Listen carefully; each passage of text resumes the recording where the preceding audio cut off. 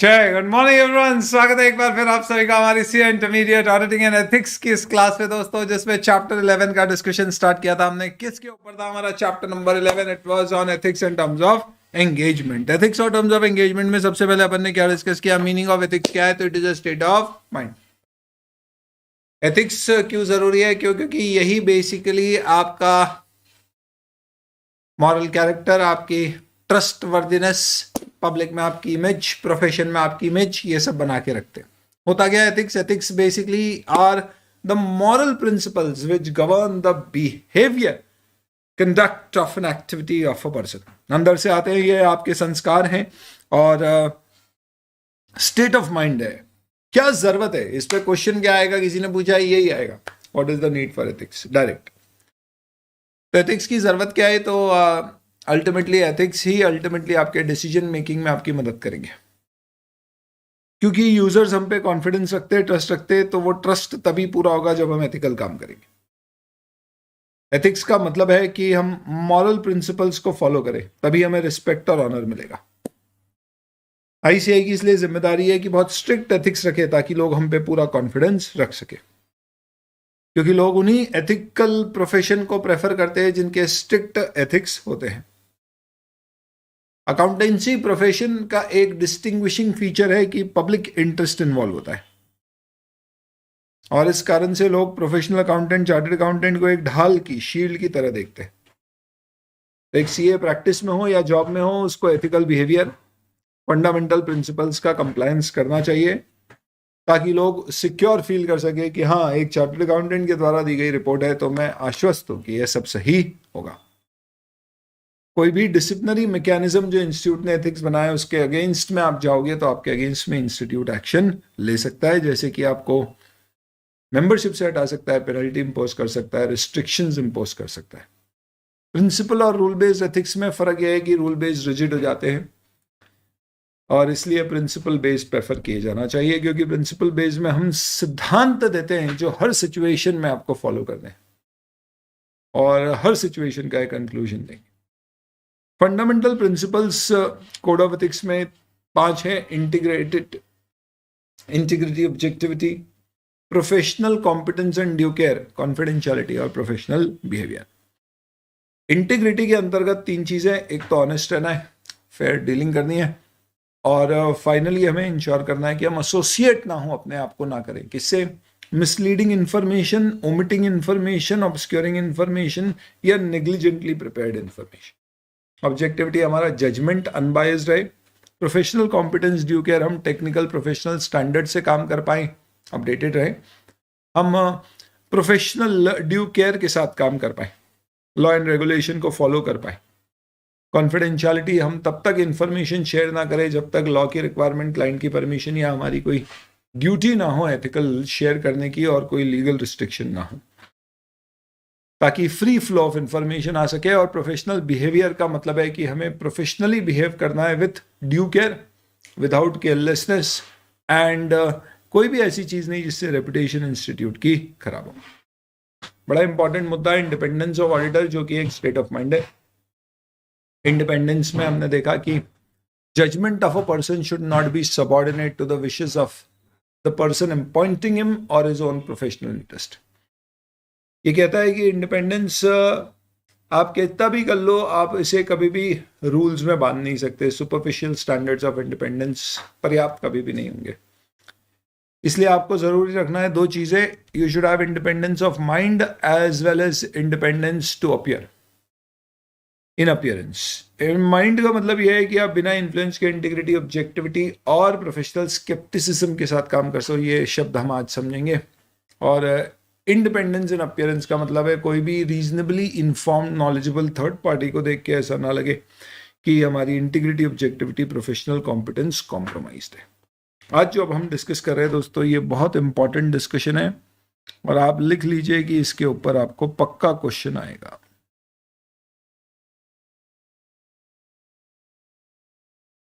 ऐसा क्यों बोल रहे हो आप सर? क्यों? क्योंकि ये नया ऐड किया है, आपके इंटरमीडिएट के सिलेबस में पहले नहीं होता था, और जब ये फाइनल में ऐड किया था तब वहां पर भी इस पे क्वेश्चन आए। अब इंटर में ऐड हुआ है तो यहां पर भी आएंगे।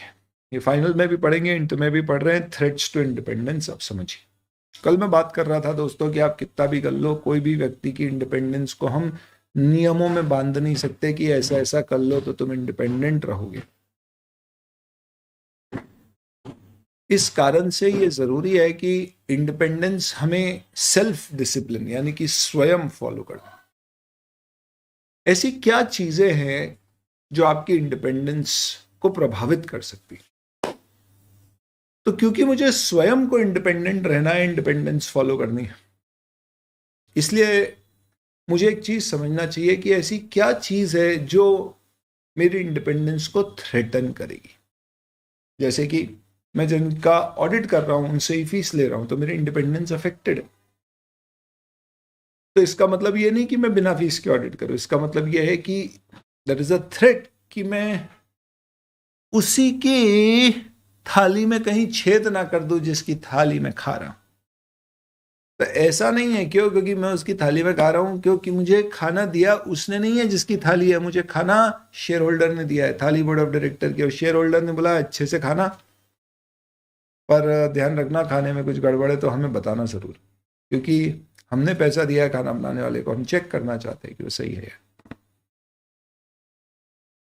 तो कोई प्रॉब्लम नहीं है। पर फिर क्या होगा, कई सारी कंपनी में हम भी जानते हैं दोस्तों, share holder board of director में आज भी कई सारी फैमिली ओन बिजनेसेस सेम होते।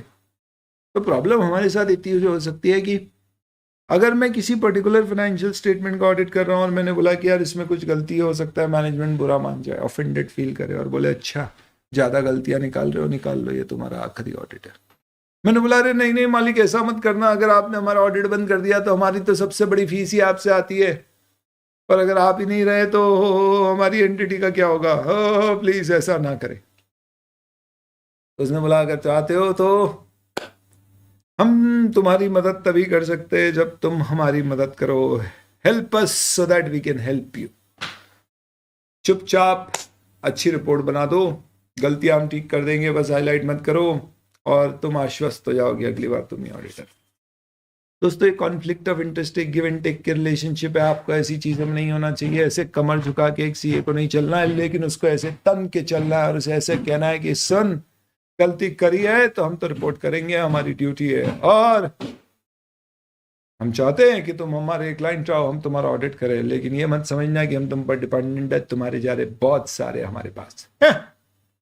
तो आपके ऊपर थ्रेट क्या है? थ्रेट यह है कि आपका इंटरेस्ट है। क्या इंटरेस्ट है? कि भैया हम उससे पैसे कमा रहे हैं। तो इस थ्रेट से दूर रहने का सबसे सही तरीका क्या है? आप कोशिश करो कि over a period of time आपकी प्रैक्टिस किसी एक क्लाइंट के ऊपर प्रेडोमिनेंटली डिपेंडेंट ना हो, आपके कई सारे क्लाइंट हो जहां से आपके पास इनकम आती हो। इस तरह से ये थ्रेट्स हैं जिनसे हमें क्या करना है? सेफगार्ड बिल्ड करना। तो सबसे पहले आपने पढ़ा थ्रेट, उसकी सॉरी इंडिपेंडेंस, फिर पढ़ेंगे थ्रेट्स टू इंडिपेंडेंस जो आपकी इंडिपेंडेंस को प्रभावित करेंगी, और फिर सेफगार्ड की कैसे हम इन थ्रेट से बच सकते हैं या इन्हें रिड्यूस कर सकते हैं to acceptably low level. Why is it impossible to define every situation that create threats to independence and specify appropriate mitigating action? क्या गजब का सवाल पूछ गया। वाह! इसका मतलब क्या है? Excuse me.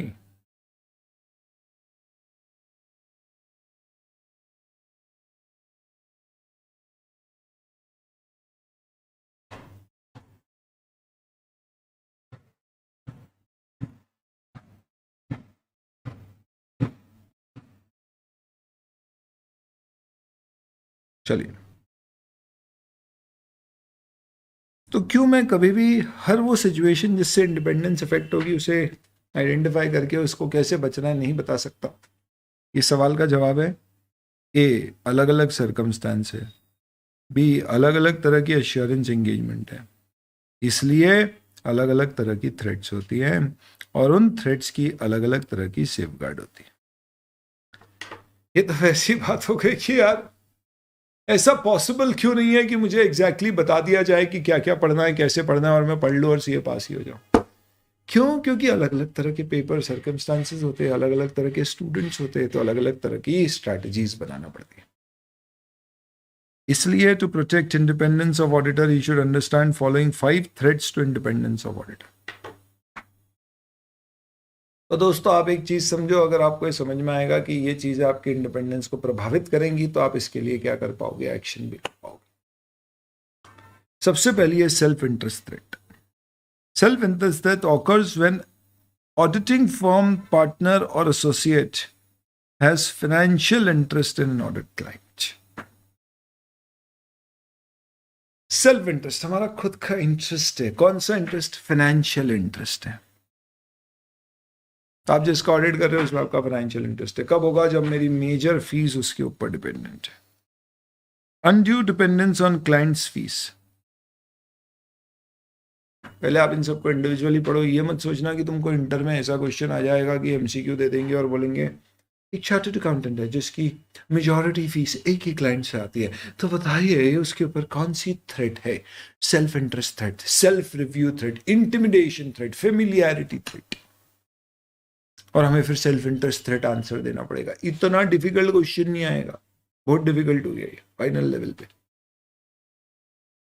तो एमसीक्यू ऐसे खतरनाक नहीं आएंगे, पर अपन तैयारी करके रखेंगे, चिंता नहीं, अपन दे भी देंगे answer.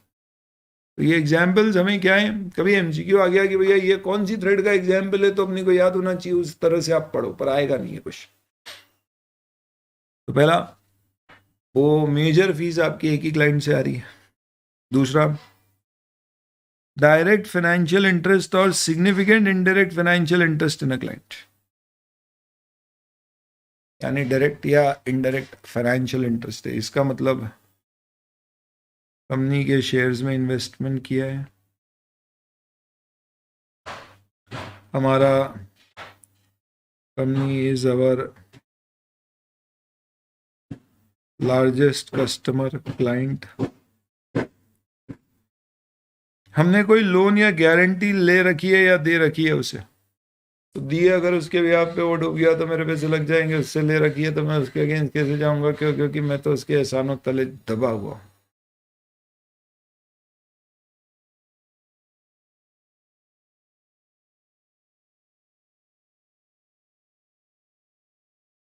Close business relationship with audit client, क्या मतलब क्या है?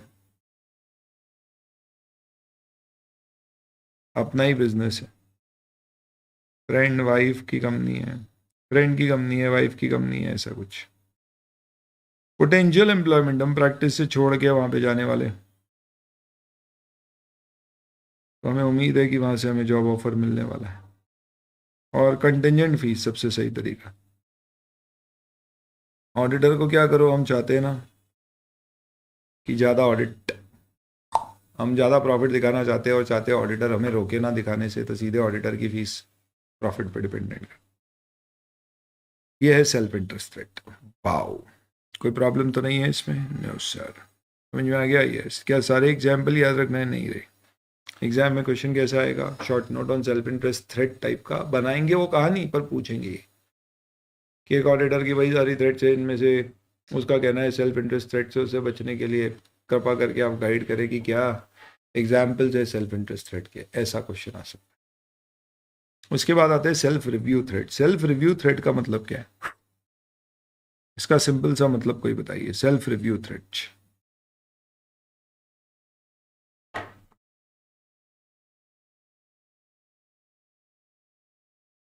किसी को बोला जाए कि तू खुद ही तेरी चीज चेक कर और बता तूने कुछ गलत किया है, तो हमें क्या लगता है कि सामने वाला बताएगा क्या? कभी गलती नहीं बताएगा। क्यों? कौन अपनी गलती खुद स्वीकार करना चाहता है? इसे कहते हैं सेल्फ रिव्यू थ्रेट।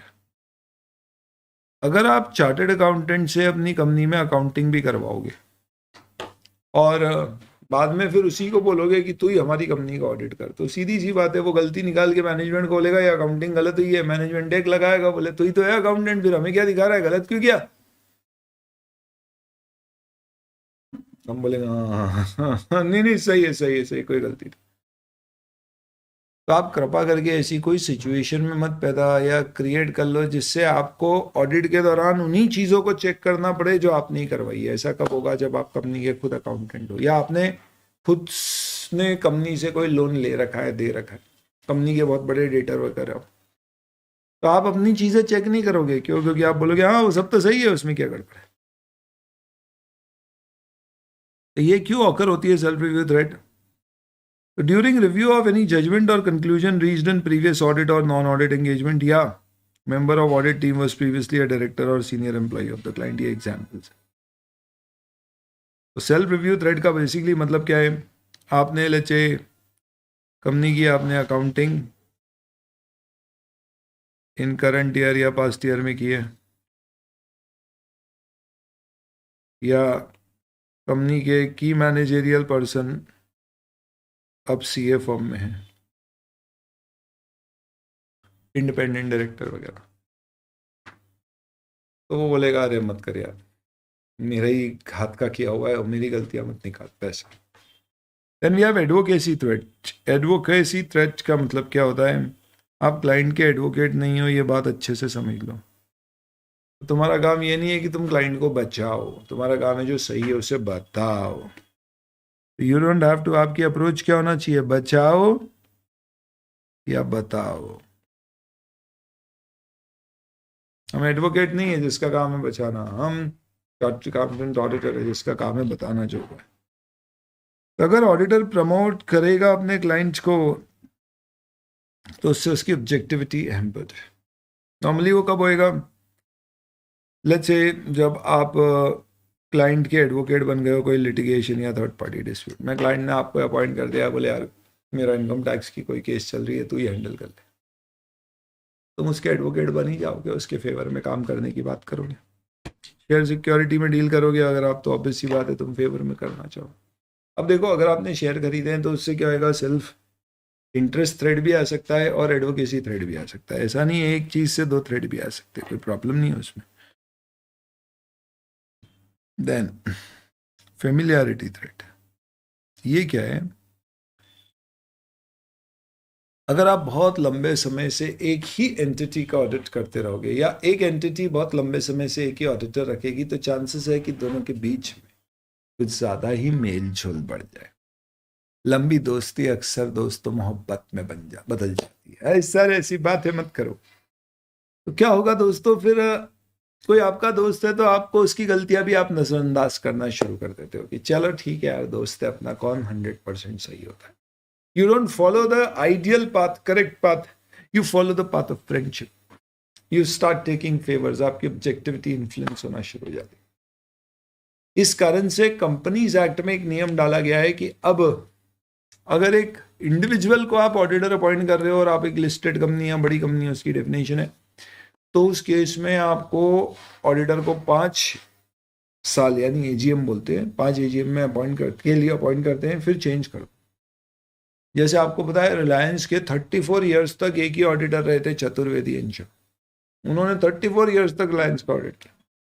तो फिर एक्ट में बदला और बोला नहीं यार ऑडिटर बदलो, क्योंकि क्या होता है एक ही ऑडिटर अगर आजीवन चलते रहेगा तो उससे दो नुकसान है। पहला, एक तो कुछ समय बाद वो नजरअंदाज करने लग जाएगा चीजों को कि ठीक है यार अपने पुराने लोग। दूसरी प्रॉब्लम ये होगी कि उसको मालूम है कि कोई दूसरा ऑडिटर नहीं आ रहा है तो वो बेखौफ हो जाएगा, उसको भी डर नहीं रहेगा कि यार मेरी कभी कहीं गलती पकड़ में आएगी, केयरलेस हो सकता है। Familiarity threat are self evident and occur जब ऑडिटर की रिलेशनशिप क्लाइंट के साथ सिंपेथेटिक और उसके इंटरेस्ट में हो रही है। नॉर्मली ये कब होता है? जब आपका लॉन्ग एसोसिएशन चल रहा है क्लाइंट के साथ।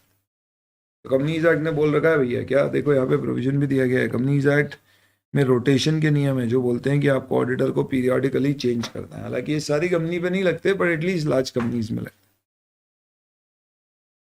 अगर आप गिफ्ट हॉस्पिटैलिटीज एक्सेप्ट करने लग जाओगे क्लाइंट से, तो डेफिनेटली आप क्या करोगे? आपकी फेमिलियरिटी हो रही है, अब आपकी क्या हो रही है? प्रोफेशनल रिलेशनशिप दोस्ती में कन्वर्ट हो रही है। Farmer partner of the firm अब डायरेक्टर बन गया है कंपनी में, घर की बात है। Close relative of audit team working in senior position of the client, यानी फेमिलियरिटी थ्रेट, यानी कि आपकी क्या हो, आपकी रिस्क क्या है कि ऑडिटर क्लाइंट की रिलेशनशिप प्रोफेशनल से घर वाली हो रही है, घर वाली बात बन रही है। ये अवॉइड करना है, तरीके बस याद रखने के और कुछ नहीं। And finally, we have intimidation threat. What is intimidation threat? Intimidation threat says that हो सकता है क्लाइंट तुमको इंटिमिडेट करे, कैसे कि बदल दूंगा ऑडिटर, चेंज कर दूंगा, हटा दूंगा तुमको। तो सर ये तो सेल्फ इंटरेस्ट थ्रेट भी था, करेक्ट। तो हो सकता है एक चीज तो जगह थ्रेट की रिप्लेस कर दूंगा मैं तुम्हें। कब? जब ऑडिटर बोल रहा है भैया ये तो गलत है, मैं रिपोर्ट करूंगा, और मैनेजमेंट आपको डरा धमका के ये गलती बोल रहा है, कोई गलती नहीं बोल रहा है, आपका काम कम कर दूंगा, हटाऊंगा नहीं तो केस कर दूंगा आपके अगेंस्ट में। तो इंटिमिडेशन का मतलब क्या होता है? इंटिमिडेशन का मतलब होता है बेटा डराना।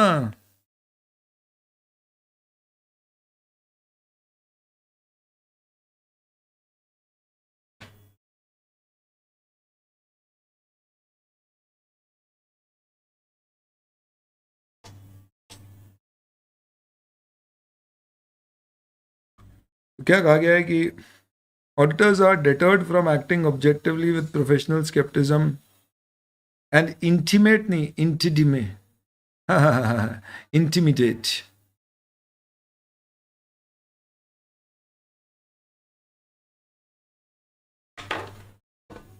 तो क्या होता है, आपको आपका काम ढंग से नहीं करने देंगे। तो आप इसे कैजुअली पढ़ना है कि एग्जाम्पल को याद करने की जरूरत नहीं है ना, ऐसा कि भैया ये वाला कौन सी थ्रेट है, जनरल समझ लो आप ये थ्रेट्स क्या। अब बहुत ही कॉमन सेंस की बात है, ये थ्रेट से आप कैसे बचोगे? तो आपको थ्रेट्स किसी तरह से बच सको तो बेस्ट है, नहीं बच सको तो रिड्यूस कर लो to acceptable level by building certain safeguards. आपको प्रोविजन कहता है कि सेफगार्ड्स का मतलब क्या होता है? ऐसे एक्शन लेना जिससे आपकी थ्रेट रिड्यूस हो जाए एक्सेप्टेबल लेवल तक।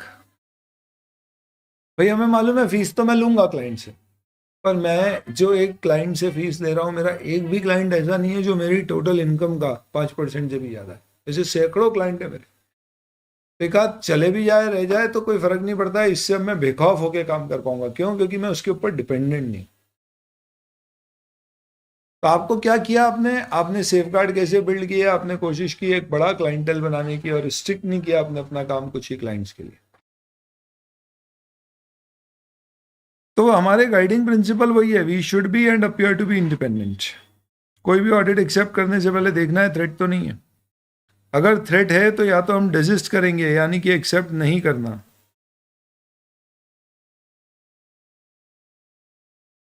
या फिर आप थ्रेट पहले हटाओगे और सेफगार्ड डालोगे फिर एक्सेप्ट करोगे। जैसे उदाहरण के तौर पे थ्रेट हटाई कैसे जा सकती है? एग्जाम्पल, प्रपोज्ड ऑडिटर के पास कंपनी के शेयर है,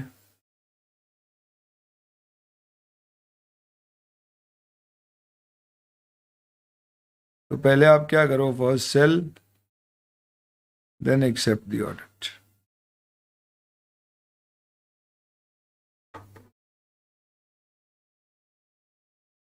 पहले सेल कर दो, फिर उसके बाद क्या करो, एक्सेप्ट कर लो। और अपनी पूरी टीम को बता दो, अपने सारे पार्टनर्स को, कि भैया ये ऑडिट एक्सेप्ट कर रहे हैं तो कृपा करके अब कोई भी इस कंपनी के शेयर्स ना खरीदे, ऐसा। पर अगर आपको लगता है ऐसा नहीं पॉसिबल है तो आप एक्सेप्ट नहीं करोगे। यानी ये बात सही है दोस्तों कि आपको सेफगार्ड इनबिल्ड करके ही ऑडिट एक्सेप्ट करना है। किसी ने पूछा सेल्फ इंटरेस्ट थ्रेट क्या है? बेटा सेल्फ इंटरेस्ट थ्रेट का मतलब है कि आपका ऑडिटर में स्टेक, सॉरी क्लाइंट में, ऑडिटी में स्टेक है, जिस स्टेक के कारण आपको ऐसा लग रहा है कि अब मुझे क्या करना चाहिए मुझे उसकी मदद करना चाहिए या उसकी भलाई में मेरी भलाई है। ये कब होगा? जब आपके पास उस कंपनी के शेयर्स होंगे या आपकी मेजर फीस उसी से आ रही है। तो आपका खुद का पर्सनल इंटरेस्ट है क्लाइंट की ग्रोथ, वो सेल्फ इंटरेस्ट थ्रेट। चलो अब आते हैं अपन प्रोफेशनल स्केप्टिसिज्म पे। इसके ऊपर एग्जाम में डायरेक्ट क्वेश्चन भी आ सकते हैं, और ये कई जगह यूज में आएगा आंसर में लिखने को, इसलिए आप पहले अच्छे से समझो, फिर क्वेश्चन आंसर्स कैसे हैंडल करना है इसके वो देखेंगे। ठीक है, पहले थ्रेट्स हो गई, सेफगार्ड टू थ्रेट्स हो गई हमारी।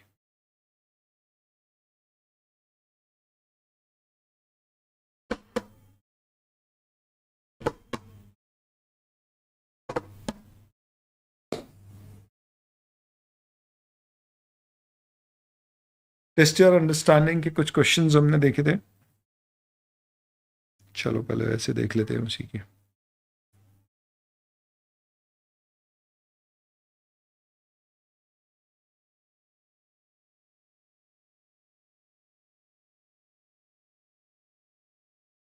फर्स्ट और सेकंड देखा था। चलिए आगे की देखते हैं कुछ। थर्ड, सूर्यकांतम एज कंडक्ट, नहीं ये एक्चुअल में आपकी किताब में थर्ड फोर्थ है, तो ये फिफ्थ हो गया। फाइनल किताब में क्वेश्चन नंबर थोड़ा आगे पीछे हो सकता है। Raman is offered appointment as auditor of a company. वाह, बधाई हो रमन भाई, party party. One of his distant uncles, दूर के अंकल है, मासा जी के, ताऊ जी के, फूफा जी के लड़के के कजिन है, held some shares in the same company. दूर के अंकल ने कुछ शेयर होल्ड कर रखे जिस कंपनी का मुझे ऑडिटर अपॉइंट किया गया है। Holding such share by distant relative not prohibited under the provisions of law, not does it affects his independence. तो कंपनी लॉ में इतने दूर के अंकल के होल्ड किए हुए से कोई दिक्कत नहीं है, आप एक्सेप्ट कर सकते हो, आपकी इंडिपेंडेंस भी अफेक्ट नहीं हो रही। Before he could accept, he received unfortunate news of death of his uncle who had died without any children. Oh. 1 minute का मौन रखने के बाद आगे पढ़ेंगे हम। He came to know that he was nominee of these shares having substantial value. जिसे हमने दूर का माना था वो तो हमारे दिल के बहुत, उनके हम दिल के बहुत करीब थे, इसलिए उन्होंने उनकी विल में हमें नॉमिनी अपॉइंट कर दिया, यानी वो जो शेयर उनके पास हमारी कंपनी के रखे हुए हैं वो शेयर अब हमें मिलने वाले। ओ माय गॉड, इससे अब ऑन ट्रिकी सिचुएशन में आ गया, अब हमारे लिए क्या प्रॉपर कोर्स ऑफ एक्शन। तो थैंकफुली अभी हम ऑफर किए गए हैं ऑडिटर, तो हम इंश्योर करेंगे कि ये शेयर अगर हमें मिलते भी है तो हम इमीडिएटली इसको क्या करें, बेच दें और अपने पास ना रखें, ताकि सेल्फ इंटरेस्ट थ्रेट क्रिएट ना हो।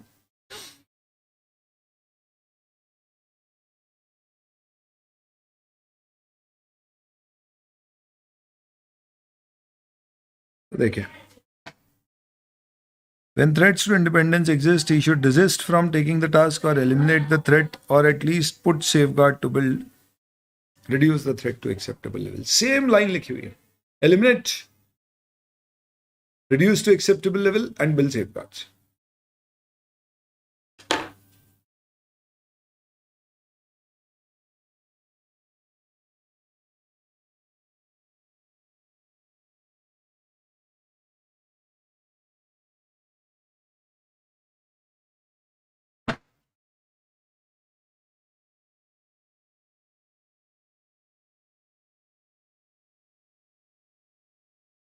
Holding of share involving financial interest in the company is in the nature of self-interest threat.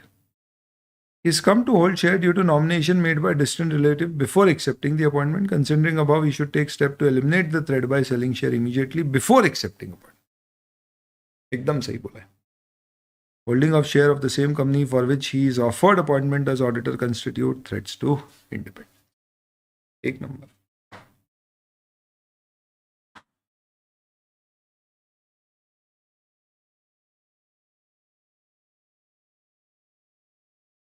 A chartered accountant receives about 40% of his total audit fees from a single client. What are such types of threats? Self-interest. Mulli Madhavan provides accounting and bookkeeping service to leading NGO in environmental protection work. He is also offered audit of NGO, identify, discuss kind of threat to independence, self-review threat. क्योंकि अगर आप ही accountant और आप ही auditor हो तो मैंने example लिया था, सेल्फ रिव्यू का एग्जाम्पल है। चलिए, तो ये कुछ टेस्ट और अंडरस्टैंडिंग क्वेश्चंस थे, जस्ट आपकी एक बेसिक अंडरस्टैंडिंग बिल्ड करने के लिए। नॉइस,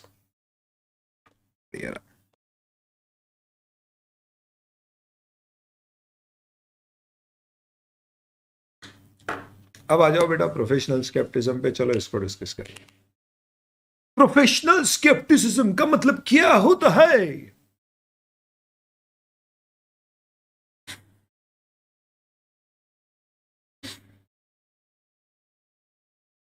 सतर्क रहना, अलर्ट, ऑलवेज अलर्ट। क्या बोल रहे हो उसे?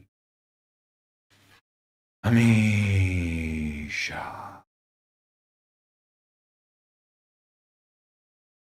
आंख कान खुली रखना,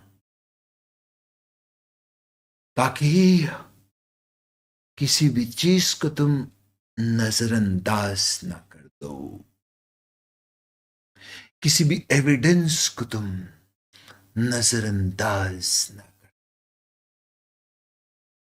प्रोफेशनल स्केप्टिसिज्म। सर डरा रहे हो क्या? बता, सतर्क रहो, जागते रहो अगर चैन से सोना है।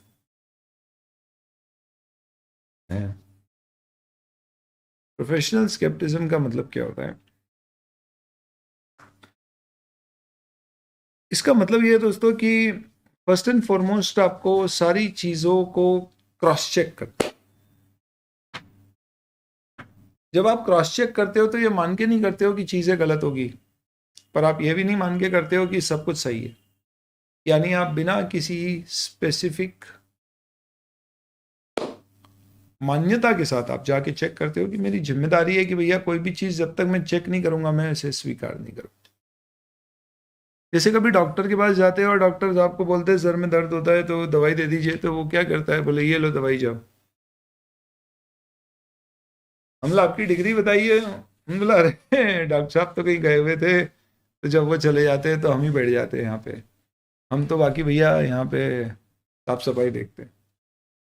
बोला अबे तो समझ में ही आ गया तेरी हरकत से। उन्होंने बोला यार भैया आपको कैसे समझ में आया, बताओ ना, आगे से गलती नहीं करे। हमने बोला अबे ऐसे दवाई नहीं देते, पहले चेक करते।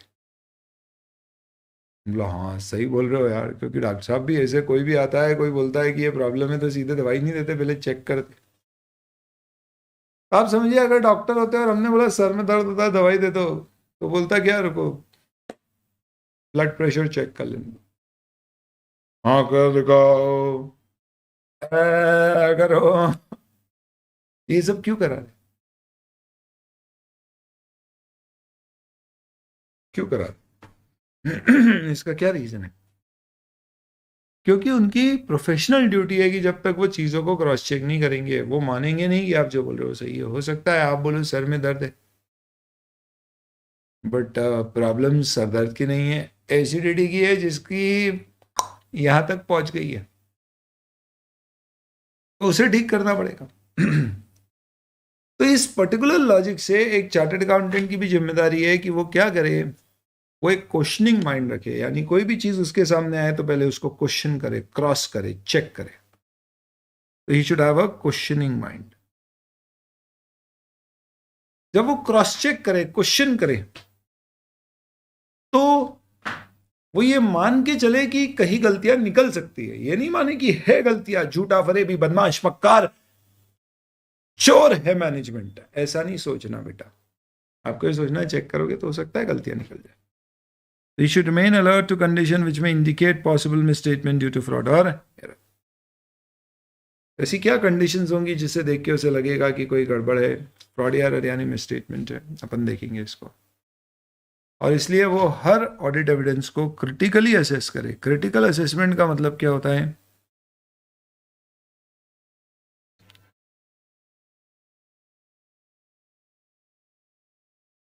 Cross checking and not believing unless cross checked. और क्रॉस चेकिंग भी डिटेल में।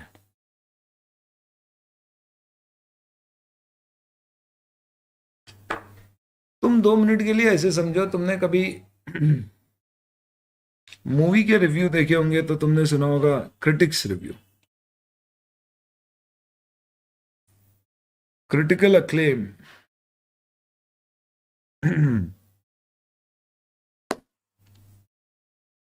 देखो इसका मतलब क्या है, approval and praise from critics. Critics कौन होते हैं दोस्तों? वो जिनका उद्देश्य या काम होता है ओपिनियन बनाना। तो आप मूवी देखने जाते हो तो आप एक अलग तरह से मूवी देखते हो। आपकी उद्देश्य मूवी देखने की ये नहीं होगी कि मूवी देखते समय आप क्या बोलो।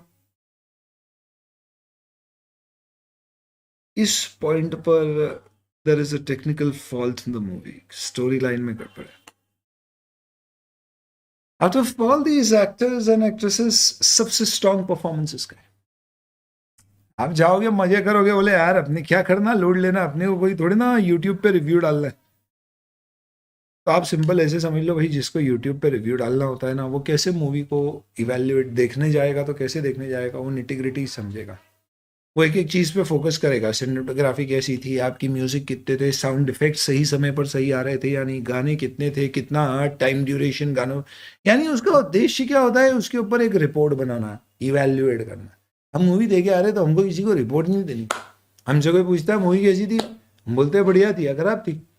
वो पूछता है अच्छा बता उसमें कितने एक्टर्स थे, मैंने बोला भाई एक पड़ेगा, वहाँ पे कोई ऑडिट करने गए थे क्या पिक्चर का, देख क्या मजे करके आ गए।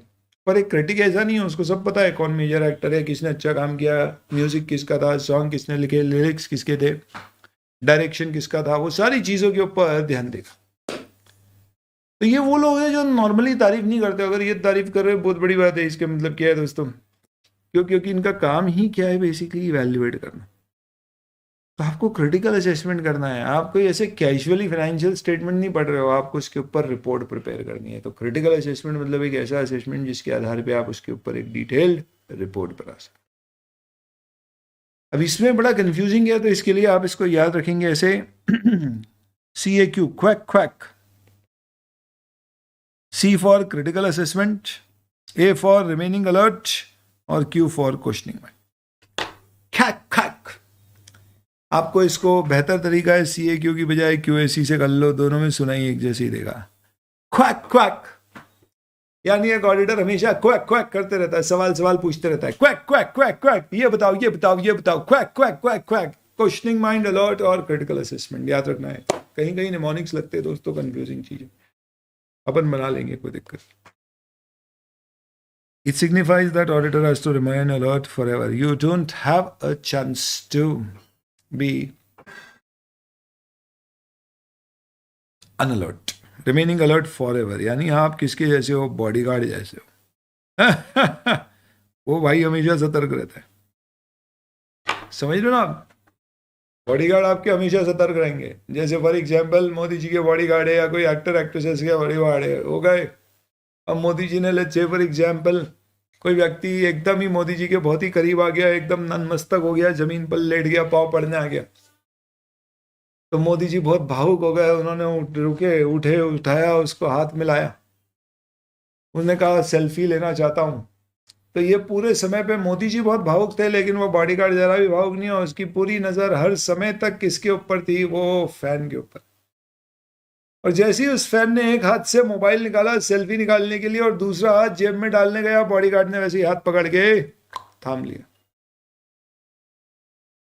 कि भाई दूसरे जेब से कुछ निकाल तो नहीं रहा है। और बहुत ही कलाकारी के साथ, इसका मतलब समझ रहे हो आप, हमेशा वो अलर्ट है, वो भावुक नहीं होता है। बॉडीगार्ड जैसे रहने अपने। किसके बॉडीगार्ड है हम? फाइनेंशियल स्टेटमेंट्स के बॉडीगार्ड। लिख मत देना है कृपा करके तुम। फिर मेरे पास फोन आते हैं, बोले क्या क्या एग्जाम्पल दे देते हो बच्चों को, समझने के लिए एग्जाम्पल देता हूं। Study with example so that you can set an example with your marks. Thank you. It signifies, पसंद आई हो तो थोड़ी सी दाद दिया करो। बहुत बढ़िया, वाह वाह वाह वाह। It signifies auditor has to remain alert forever. Auditor has to plan and perform audit with professional scepticism, recognising circumstances may exist that financial statement may be materially मिसस्टेटेड। तो ऐसा हो सकता है कि स्टेटमेंट पकड़ में आए, वही वाली बात। अब सवाल ये होता है कि भैया हमें अलर्ट रहना है टू कंडीशंस, तो कौन सी कंडीशन पे अलर्ट रहना है, वो चीज यहाँ पे कौन सी कंडीशन पे अलर्ट रहना है। तो conditions to which auditor should remain alert to.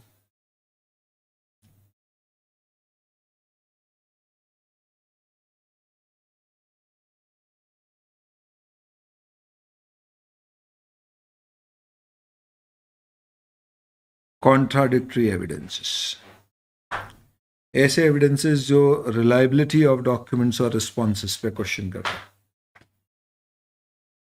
जिसे देख के आपको फ्रॉड्स का अंदेशा होता है, और जिसे देख के आपको लगता है कि हमें और अतिरिक्त प्रोसीजर्स लगाना पड़ेंगे, even above as required by से, यानी जो स्टैंडर्ड ने प्रोसीजर बनाए उसके बियॉन्ड भी मुझे प्रोसीजर्स लगाना। ये वो 4 कंडीशंस है दोस्तों, जिसे देख के हमें लगेगा कि हमें अलर्ट हो जाना चाहिए, शायद कुछ तो गड़बड़ है, दया कुछ तो गड़बड़ है। क्या? एक तो कॉन्ट्राडिक्टरी एविडेंसेस हैं, कॉन्ट्राडिक्ट्स, एविडेंस की रिलायबिलिटी पे डाउट है, किसी पे भी आपको समझ नहीं आया, क्वेश्चन पूछना है तो पूछ लो। जैसे कि आपके पास डुप्लीकेट है और ओरिजिनल नहीं है। सर ये पेन दिखती नहीं होगी ना, सॉरी।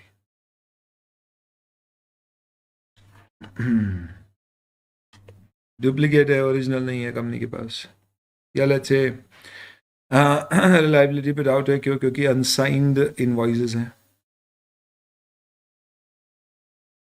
वाउचर्स समझते हो ना आप, जो बिल बनाते हैं, ओवर राइटिंग करी हुई है किसी बिल के ऊपर, इनवॉइस के ऊपर, खर्चे के, तो आपको उसकी रिलायबिलिटी पे डाउट होगा। कॉन्ट्राडिक्टरी मतलब वही है ना, कॉन्ट्राडिक्टरी एविडेंस, समझते हो ना? आर्टिकलशिप में आप ऑफिस में थोड़ा सा लेट पहुंचे, सीए ने पूछ लिया क्यों लेट पहुंचे, क्यों? क्योंकि आप दोस्त के साथ जाते थे, दोनों साथ में लेट पहुंचे, दोनों को बुलाया और पूछा लेट क्यों पहुंचे, दोनों ने एक साथ बोला सर गाड़ी का टायर पंचर हो गया था। दोनों से पूछा कौन सा टायर, दोनों ने एक साथ बोल दिया, एक ने आगे का एक ने पीछे का। Contradictory evidences. ऐसे ही कंपनी को भी कई बार कॉन्ट्राडिक्टरी एविडेंस मिलते हैं। कैसे? मैंने बात करी कंपनी से,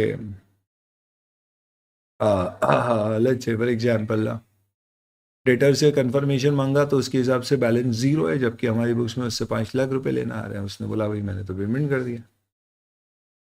ये कॉन्ट्राडिक्टरी एविडेंस है, तो इसका मतलब अलर्ट हो जाओ, कुछ गड़बड़ हो सकता है एरर हो सकता है फ्रॉड हो। तो इसलिए अब आप ये भी ध्यान रखें, कॉन्ट्राडिक्टरी, रिलायबिलिटी, और अगर आपको गड़बड़ दिख रही है तो क्या वो फ्रॉड है? क्योंकि फ्रॉड और एरर में बहुत फर्क है। फ्रॉड है ना तो फिर अकेला नहीं होगा, कई बार हुआ होगा, जबकि एरर्स में क्या होता है फायदा, इट कुड भी, समझ गए आप, एरर्स में not necessarily be recurring in nature. And then क्या आपको एक्स्ट्रा ऑडिट प्रोसीजर्स लगाना पड़ेंगे। एसएस ने जो बोला है उतने से भी काम नहीं हो रहा है, उसके बियॉन्ड हमें प्रोसीजर्स लगाना होंगे। ये कुछ कंडीशंस है दोस्तों, जिन कंडीशंस को देख के आपको लगेगा कि बॉस हमें कुछ एक्स्ट्रा करने की जरूरत पड़ रही है।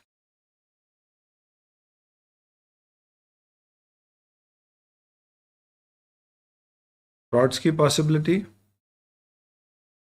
कॉन्ट्राडिक्टरी एविडेंसेस,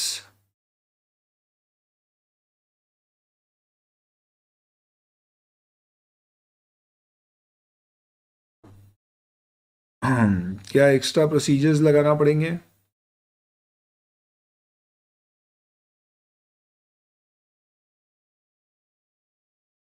एक्स्ट्रा प्रोसीजर्स, और फाइनली क्या हमें रिलायबिलिटी पे डाउट है।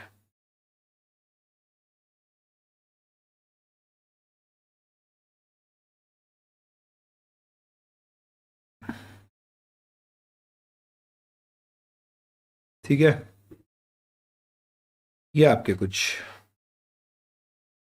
कंडीशंस हैं जो आपके ऊपर डाउट क्रिएट करेंगे। किससे रिलेटेड डाउट? कि शायद फाइनेंशियल स्टेटमेंट्स मिसस्टेटेड हो। अगर आपको ये चारों कंडीशंस ये आते हैं एग्जाम में, बिल्कुल आ सकते हैं। याद रखना है तो आपके लिए क्या क्या कीवर्ड्स होना चाहिए। सी मत लिखना, सी से क्या होता है कंट्रोल, बहुत ही कॉमन निमोनिक है। तो सबसे पहले तो आप लिखना कॉन्ट्रा, फ्रॉड के लिए आप भले ही एफ लिख लो, एक्स्ट्रा के लिए आप एक्स लिखें, ई मत लिखें, ई से आपको एविडेंस वगैरह लगेगा। तो कॉन्ट्राडिक्टरी एविडेंसेस मिल रहे हैं आपको, फ्रॉड का अंदेशा लग रहा है आपको, एक्स बोले तो एक्स्ट्रा प्रोसीजर्स आपको फॉलो करना पड़ रहे हैं, और फाइनली आपको रिलायबिलिटी पे डाउट है एविडेंस की।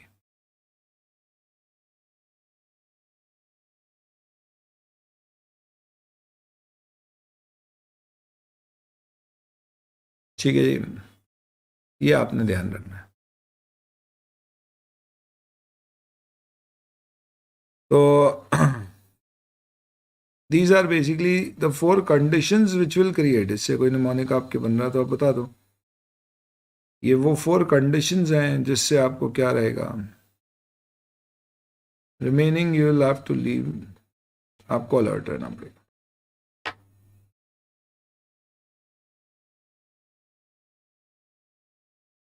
ठीक है, तो आप ऐसे याद रख सकते हैं, डॉक्टर कोई भी प्रिस्क्रिप्शन लिखता है दवाई का तो क्या लिखता है, आरएक्स, और डॉक्टर ने कुछ कॉन्ट्रा रिलेटेड पिल्स हमें ऑफर करी है, और ऐसा करके वो डॉक्टर ने हमारे साथ फ्रॉड कर दिया। कॉन्ट्रा पिल्स क्या होती है छोड़िए आप। तो फ्रॉडुलेंट डॉक्टर था, मैंने एग्जाम्पल वो लिया था ना कंपाउंडर का, जो उससे याद रख लेना, कंपाउंडर ने फ्रॉड कर दिया। तो आपको कुछ नहीं है तो कंपाउंडर से ही याद रख लो। एग्जाम्पल क्या था कंपाउंड अगर आप अलर्ट रहोगे तो क्या होएगा,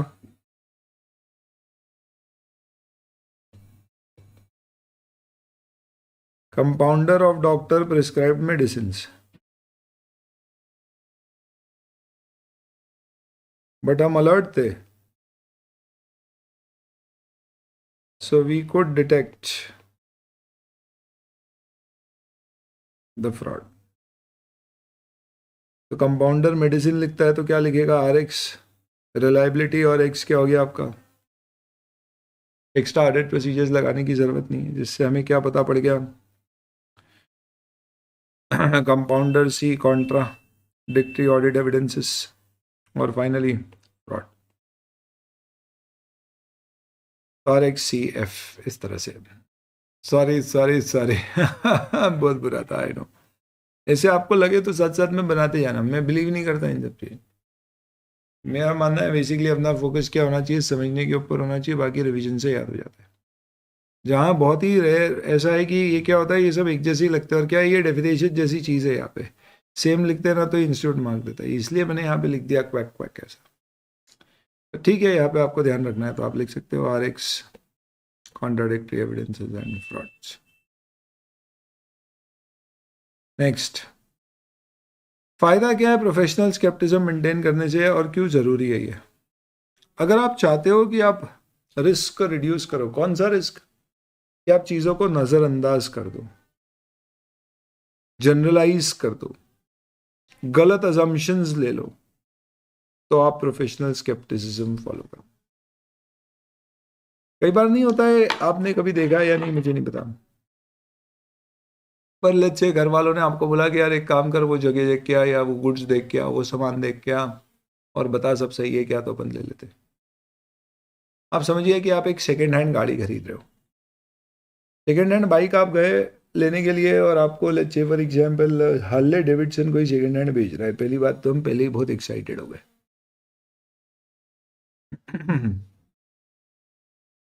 समझ लो आप। या थोड़ा सिंपल एग्जांपल लेता हूँ, अपन एक आईफोन लेने का, हमने देखा OLX पे कोई iPhone 15 Pro बेच रहा है और 50,000 रुपये में, वो महीने भर पुराना, बोला वाह बढ़िया डील है, ले लेते। तो हमने सोचा कि लेट्स डू इट, आधी से भी कम कीमत पे मिल रहा है, वो भी 512 GB, अरे वाह मुझे ही आ जाएगी। तो आपने पहले ही मन बना लिया है, क्या मन बना लिया है कि भैया अपने को लेना ही है। तो हमने उससे बात की हमारे ही शहर में, हमने बोला ठीक है भैया हम तेरा मोबाइल देखेंगे, तू लेके आ जा। अब आ गया लेके। नॉर्मली क्या होता है दोस्तों, कई बार हम खरीदने से पहले ही मन बना लेते हैं खरीदना है, फिर हम सिर्फ अपने आप को जस्टिफाई करते हैं कि हमारा डिसीजन सही है या नहीं है। तो हमने उसका मोबाइल देखा, पल डाल के अलतर से देखा, थोड़ा बहुत चला के देखा। उसने बोला क्या कर रहे हो ये, मैंने बोला नहीं चला के देख रहा हूँ सही चल रहा है नहीं। उसने बोला भाई एप्पल का मोबाइल है, 1 साल की तो वारंटी होती है, इसमें अगर कोई खराबी होगी तो तुम रिटर्न करोगे ना, तो तुमको रिपेयर होके नहीं पूरा नया मोबाइल मिलेगा। आती नहीं खराबी, लोग इतनी चाहते हैं कि खराबी आ जाए, आती नहीं है भाई, क्या कर रहे हो एप्पल का मोबाइल।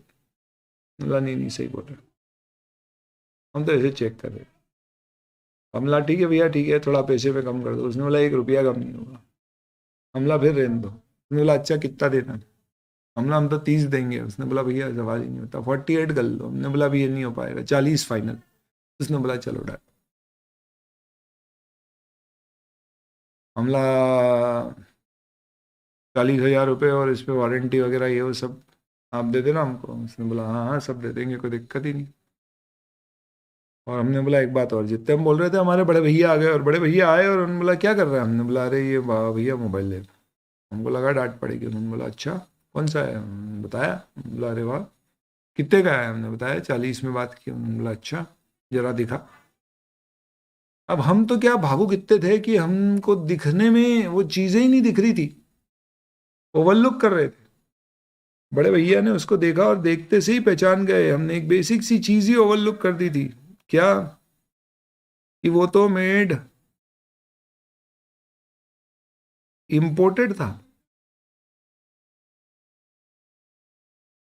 भैया ने बोला यार ये तो इसमें लिखा हुआ है मेड इन यूएस, जबकि इंडिया में मेड इन यूएस तो आते ही नहीं है, मेड इन चाइना और मेड इन प्रो तो इंडिया में बन भी नहीं रहा। कभी कभी थाईलैंड वाले आ जाते हैं, बट ये तो कभी भी मेड इन यूएस वाला तो आता ही नहीं है, ये तूने देखा नहीं? मैंने बोला यार भैया इतनी बारीकी से नहीं पढ़ा हमने, ऐसे ही छोटे लेटर थे। तो हमने देखा कि हमने एक ओवरलुक कर दी चीज, क्या कि ये यूएस मेड आईफोन है। एग्जाम्पल क्या चल रहा है, अपन सेकेंड हैंड आईफोन खरीद रहे हैं,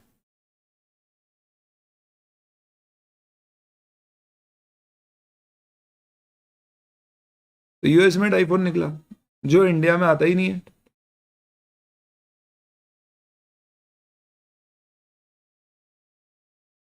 ये क्या है? फिर दूसरा, हमने ओवर जनरलाइज कर दिए थे कंक्लूजन। भैया ने फिर उसको चला के देखा, थोड़ा सा डिटेल में चला के देखा, तो उन्होंने बोला कि अरे इसके तो एजेस में स्क्रीन का विजन ब्लॉक्ड है।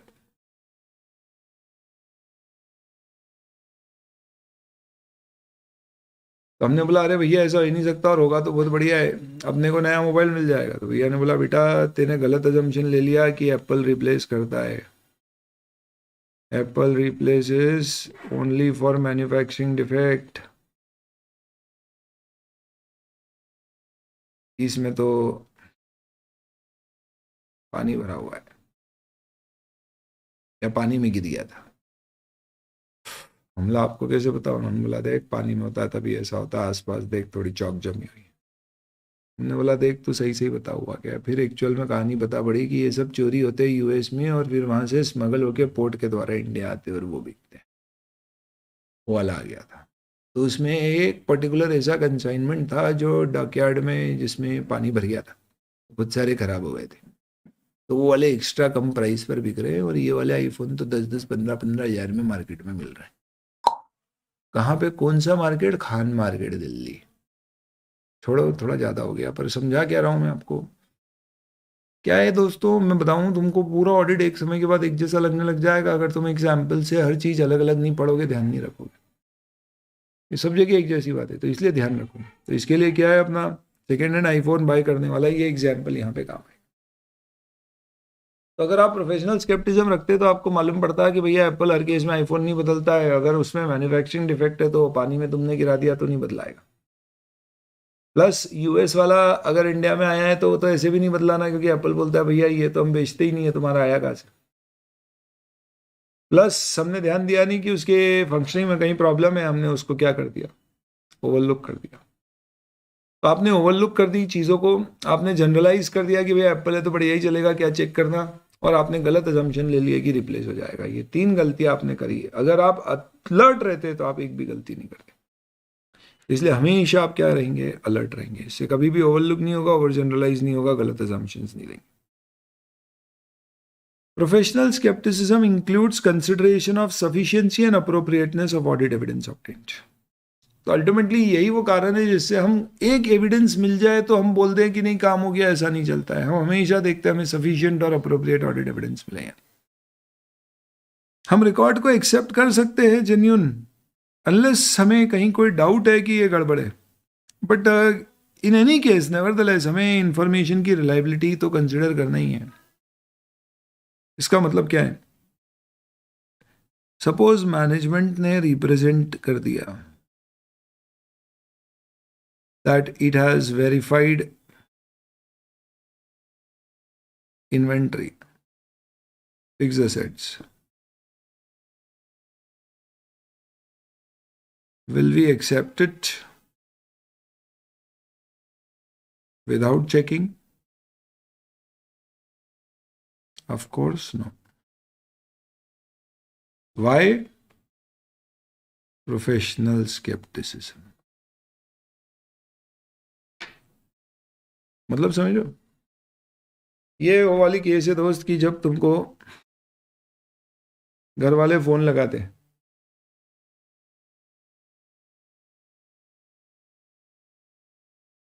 घर वालों ने कॉल किया, पूछा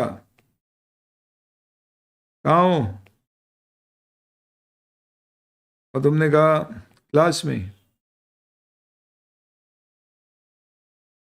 तो क्या वो क्रॉस क्वेश्चन करेंगे? नहीं, अनलेस उनको बैकग्राउंड में डीजे की नॉइज आ रही है, बस। तो ऐसा नहीं है कि घर वाले फोन करते हो, पूछे कहाँ जा रहा है, तो हमने बोला हाँ बस क्लास जा रहे हैं, तो वो नहीं मानेंगे। ये करने गया है, दूसरे शहर में गया है, पढ़ाई करेगा। बोले कहाँ जा रहा है? बोले क्लास में जा रहा हूँ। और पीछे दोस्तों की आवाज आ रही है, बोले अरे अरे बस वो तो गिरे आज की, और मत ले, तो डाउट हो जाए।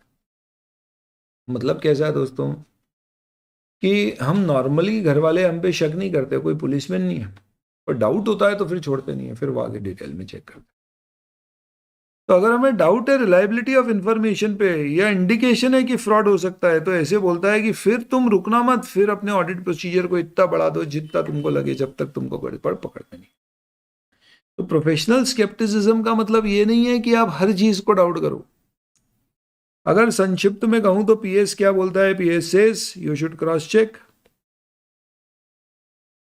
You may believe, you can believe, there are no frauds unless there are indications of it. और अगर इंडिकेशन है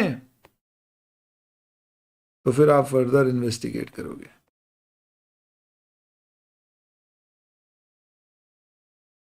देन इन्वेस्टिगेट इन डेप्थ।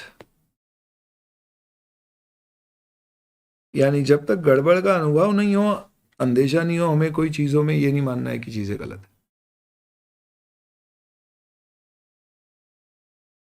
अरे बीजी डीजे यानी बैकग्राउंड में,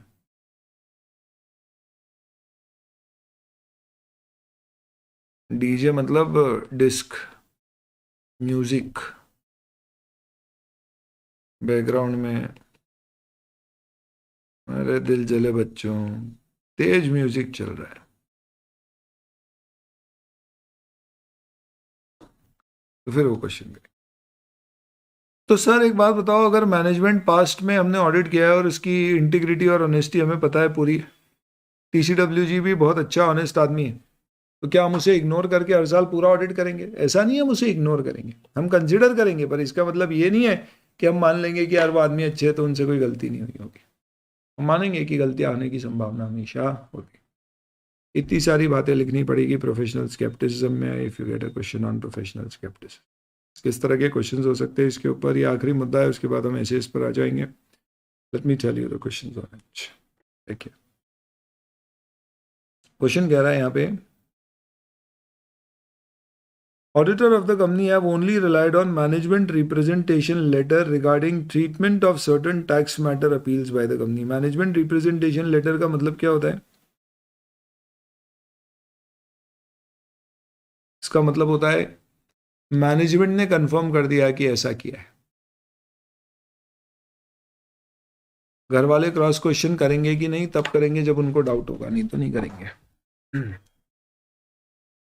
auditors have not carried out any other procedures to justify management treatment of said tax matter under appeal in the financial statement। क्या lacking है auditor के part में? Professional scepticism.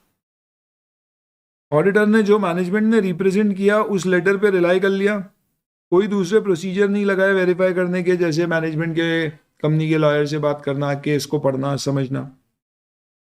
इसका मतलब उसने प्रोफेशनल स्केप्टिसिज्म नहीं लगाई है। चिराग, as a part of article training is part of engagement team conducting audit of a company is read somewhere engagement letter। ओ ये engagement letter है, सॉरी ये भी पढ़ना बाकी है। चलो इसी के साथ आपका किसका डिस्कशन पूरा हो जाता है दोस्तों।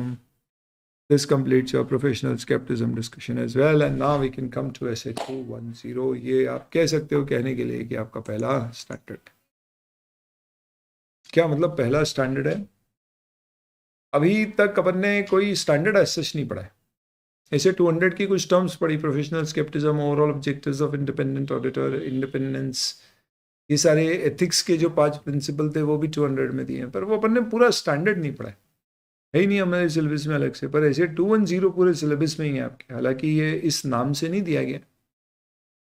ऐसे 210 agreeing the terms of engagement. Institute सिर्फ हेडिंग देता है agreeing to the terms of engagement और बताता है ऐसे 210 ऐसा ऐसा बोलता है, बात वही है। तो अपन दोस्तों पहला स्टैंडर्ड पढ़ रहे हैं ऐसे 210 agreeing the terms of audit engagement, जिसका क्या उद्देश्य है कि अगर तुमको ऑडिटर अपॉइंट किया है तो तुम उस ऑडिट को एक्सेप्ट करने से पहले एक बार टर्म्स ऑफ एंगेजमेंट को अग्री कर लेना लिखित में, ताकि बाद में किसी प्रकार का कोई झगड़ा या डिबेट ना हो। जैसे उदाहरण के तौर पे कभी भी आप किसी के साथ भी कॉन्ट्रैक्ट करते हो तो आप बताओ क्या टर्म्स एंड कंडीशंस राइटिंग में लिखवाते हो?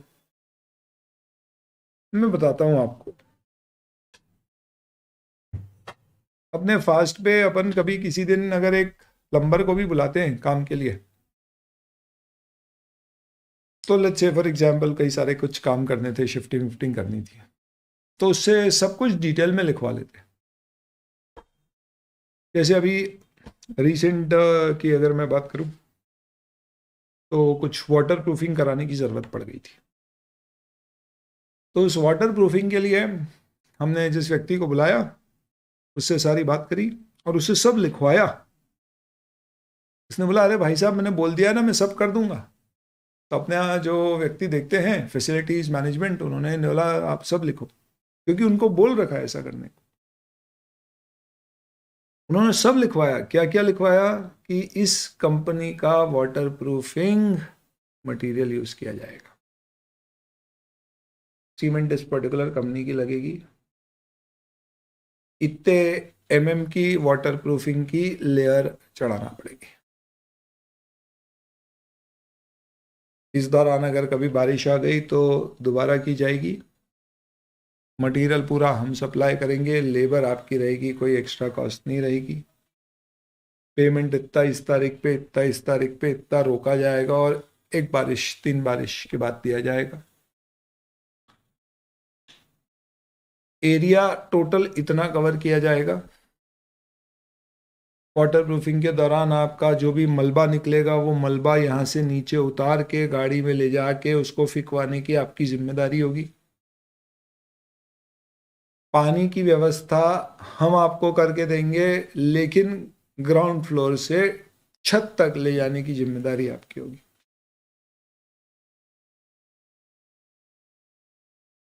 टोटल इतने दिन के अंतर्गत अंदाजन काम किया जाएगा और इस हिसाब से आपका पेमेंट रिलीज किया जाएगा। नहीं तो क्या होता है, ये लोग बाद में क्या करते हैं, गड़बड़ हो गया, कोई ध्यान देने वाला नहीं है तो ये लेयर थोड़ी सी पतली लगा देंगे, मटेरियल कोई दूसरी कंपनी का यूज़ कर लेंगे। बाद में बोलेंगे भैया पानी आपने बोला था ऊपर तक आप भिजवाओगे, मलबा हम नहीं फेंकेंगे वो तो आपको फेंकना, हम नीचे उतार के रख देंगे। ये सब कौन झगड़े, इससे अच्छा पहले कर लो, क्योंकि जब काम दे रहे हो ना तो वो भी सब मान जाएगा, उसको एक्स्ट्रा पैसे लेने तो ले लेगा। बाद में क्या होएगा, फिर कंफ्यूजन नहीं आएगा। तो सब कुछ लिखा हुआ है। उसने कई बार कोशिश भी करी, बोले लिखा हुआ है भाई देख ले, तेरे हाथ का ही लिखा हुआ है। तो ये फायदा है टर्म्स ऑफ अग्रीमेंट की, जो भी आपकी टर्म्स एंड कंडीशन है उनको लेटर पे लेके देने का। तो यही चीज ऐसे 210 बताती है।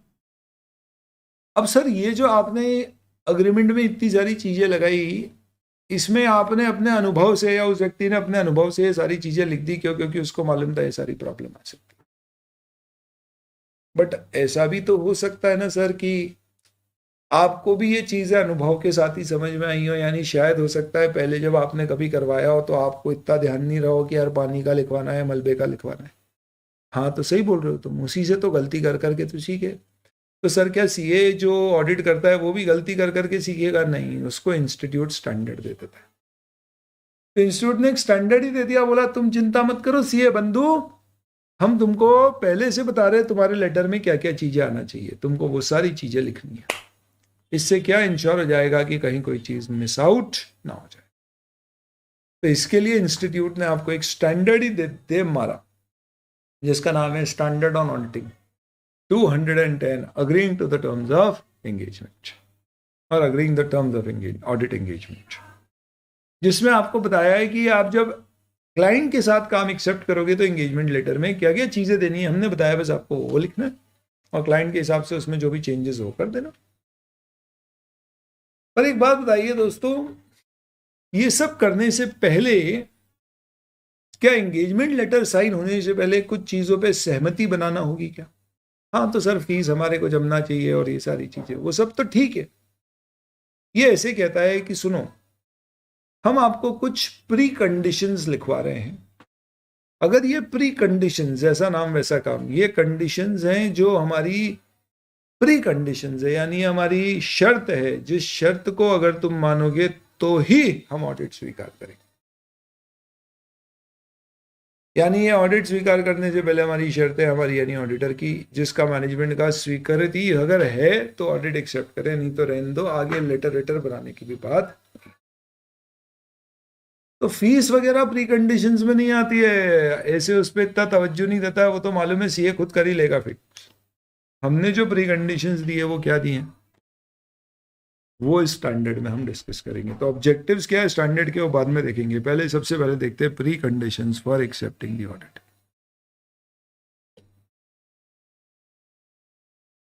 ऑडिट तब तक स्वीकार ना करना दोस्तों जब तक मैनेजमेंट जो फाइनेंशियल रिपोर्टिंग फ्रेमवर्क यूज कर रहा है, फाइनेंशियल रिपोर्टिंग फ्रेमवर्क हम पढ़ चुके हैं पहले क्या होता है, वो एक्सेप्टेबल हो है या नहीं। फाइनेंशियल रिपोर्टिंग फ्रेमवर्क अपन ने पढ़ा था कि भैया फाइनेंशियल रिपोर्टिंग फ्रेमवर्क का मतलब क्या होता है। ये वो फ्रेमवर्क है जिसमें बताया गया है कि भाई आपके फाइनेंशियल स्टेटमेंट कैसे बनाने, यानी इसमें आपका कंपनीज एक्ट हो सकता है, एस हो सकता है, इंडेस हो सकता है, आरबीआई के नॉर्म्स हो सकते हैं, सारी चीजें आती है उसमें। तो फाइनेंशियल रिपोर्टिंग फ्रेमवर्क एक्सेप्टेबल है या नहीं है, इसका मतलब क्या है। मैं सपोज किसी बैंक का ऑडिट एक्सेप्ट कर रहा हूं और कमबख्त को बैंक मुझे क्या बोल रही है, मैं जिस बैंक का ऑडिट एक्सेप्ट कर रहा हूँ बैंक मुझे क्या बोल रही है कि भैया हम फाइनेंशियल स्टेटमेंट जो बनाएंगे ना वो आरबीआई ने जो फॉर्मेट दिया उसके अनुसार नहीं बनाएंगे, हम फेडरल बैंक के अनुसार बनाएंगे। मैंने बोला फेडरल बैंक ये कौन होता है, बोले oh you don't know, I am Citibank and I'm governed by the provisions of the states of the United States of America। और वहाँ फेडरल बैंक होती है और उन्होंने फाइनेंशियल स्टेटमेंट की फॉर्मेट दी है, हम उसी फॉर्मेट में फाइनेंशियल स्टेटमेंट बनाएंगे। हमने बोला अबे ओए ट्रम्प चले गए तुम्हें छोड़ के। हमला देख बेटा, तो इंडिया में अगर बैंकिंग खोल के बैठा है ना दुकान अपनी, तो तुझे यहाँ के अकाउंट्स, कंपनीज एक्ट, आरबीआई के नॉर्म्स, इन सब से बनाना है। और अगर तू उसके अनुसार यहाँ पे नहीं बनाएगा तो कंपनीज एक्ट में तेरे पे पेनल्टी लगेगी, क्योंकि कंपनीज एक्ट में साफ बोल रखा है फॉरेन कंपनीज को भी financial statement as per AS Ind AS बनाने होंगे इंडियन ऑपरेशन के। तो पहले तो ये समझ ले, तो इंडियन ऑपरेशन के financial statement as per accounting standard as per format given by the RBI के हिसाब से बनाएगा, नहीं तो तेरे पे पेनल्टी लग जाएगी। और पेनल्टी तेरी इच्छा चल, पर ये बात तो भूल जा कि मैं तेरा ऑडिट स्वीकार करूंगा। ऑडिट तो स्वीकार होना ही नहीं है। ये तो मालूम पड़ा तुमने ये चीज ही डिस्कस नहीं करी, ऑडिट एक्सेप्ट कर लिया, बाद में उसने फाइनेंशियल स्टेटमेंट तुमको दिखाया, हमने बोला भाई ये कैसे बना रखे हैं फाइनेंशियल स्टेटमेंट, तो ऐसे बनते, तूने ऐसे बना रखे। बोले हमारे यूएस में ऐसे ही बनते हैं। हमने बोला हमारा यूएस क्या होता है, तो इंडिया में इंडिया की बात कर। बोले भैया हमारे पेरेंट वहां पर है, हम वैसे बनाएंगे। हमने बोला अरे ऐसा थोड़ी ना होता। उसने बोला अरे कैसे नहीं होता है, हमने ऑडिट एक्सेप्ट किया करो। हमने बोला यार सही बोल रहा है, ये चीज हमें पहले ही पूछ लेना थी एक्सेप्ट करने से पहले, और तुझे पहले ही बता देना था, आप झगड़ के मतलब नहीं। इसलिए बोला गया है पहली कंडीशन है pre conditions for audit. What are pre conditions for audit? यहां पे एक शब्द यूज किया गया है TCWG. It is defined as management and TCWG if applicable. What is TCWG is applicable बता रहा हूं। Use an acceptable financial reporting framework in preparation of financial statement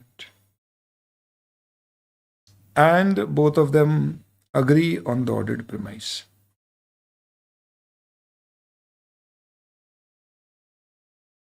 तब आपके पास दोस्तों वापस से वो दिन आ गया है जब अपने को खोलना पड़ेगी वो हमारी टर्मिनोलॉजी वाली की बुक, और इसमें अब हमें डिस्कस करना पड़ेंगी कई सारी टर्म्स। अब क्या क्या पढ़ लिया था अपन ने, पहले उसकी नंबरिंग पूरी नहीं हुई है, कल ने internal control, historical financial information, sufficient appropriate audit evidence. हो सकता है अभी फाइनेंशियल रिपोर्टिंग फ्रेमवर्क भी आपको वापस पढ़ने की इच्छा हो रही है, इसीलिए तो ये अपन ने अलग से एक बनाया है चार्ट या नोट्स। अब अपन बात करते हैं टीसीडब्ल्यूजी। those charged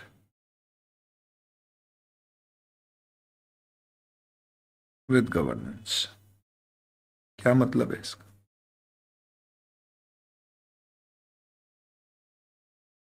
ये वो लोग हैं दोस्तों, these can be individual or it could be, let's say, a committee, it could be an organization, कोई भी फॉर्मेट हो सकता है, who keeps an oversight on management.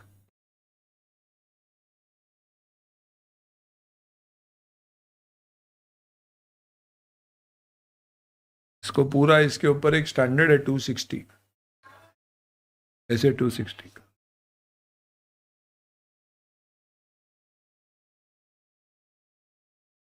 क्यों मैनेजमेंट के ऊपर ये ओवरसाइट रखता है? To ensure company is basically to ensure that the strategic direction of company is correct, to ensure that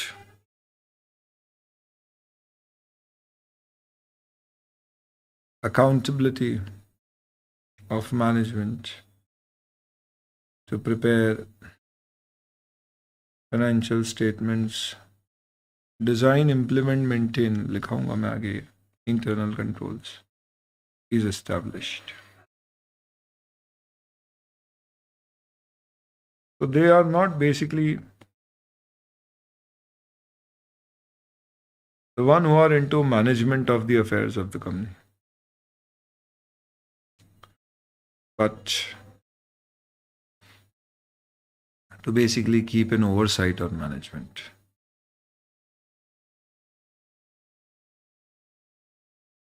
her company में नहीं होते,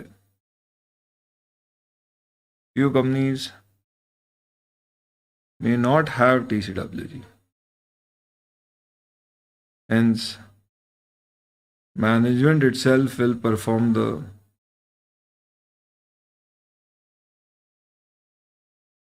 task of TCWG. Examples TCWG के क्या हैं?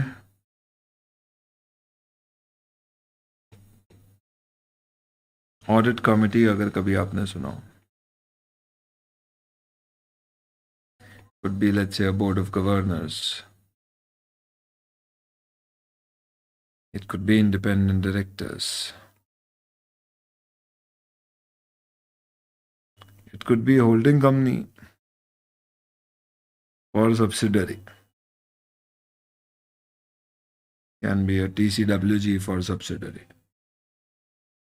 समझा रहा हूं, अभी मैं लिखवा दूं पहले, फिर समझाऊंगा भी।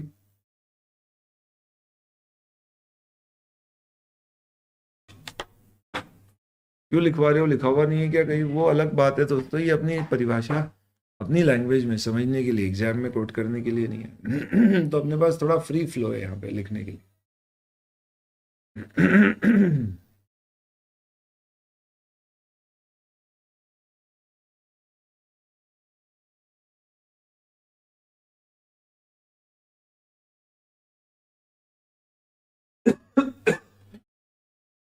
नोट करो।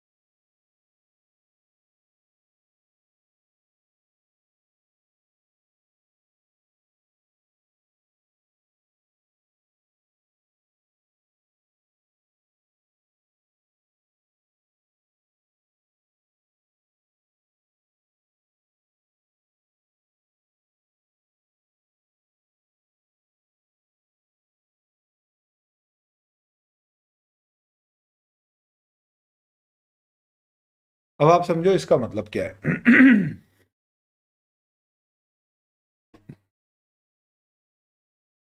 ये आपकी घर में बा दादाजी जब कामकाज नहीं देखते बट बाबूजी ताऊजी नजर रखते, ये यूं समझ लो गवर्नर है चीफ मिनिस्टर पर या प्रेसिडेंट है प्राइम मिनिस्टर पर। बेस्ट एग्जाम्पल आपकी स्कूल में हो सकता है ये ट्रस्टीज और प्रिंसिपल के ऊपर है। यानी ये वो लोग हैं जिनको इसलिए रखा गया है क्यों, क्योंकि इनको मालूम है कि भैया जो मैनेजमेंट है वो मैनेजमेंट कंपनी चला रहा है, तो हो सकता है कई जगह वो क्या करे,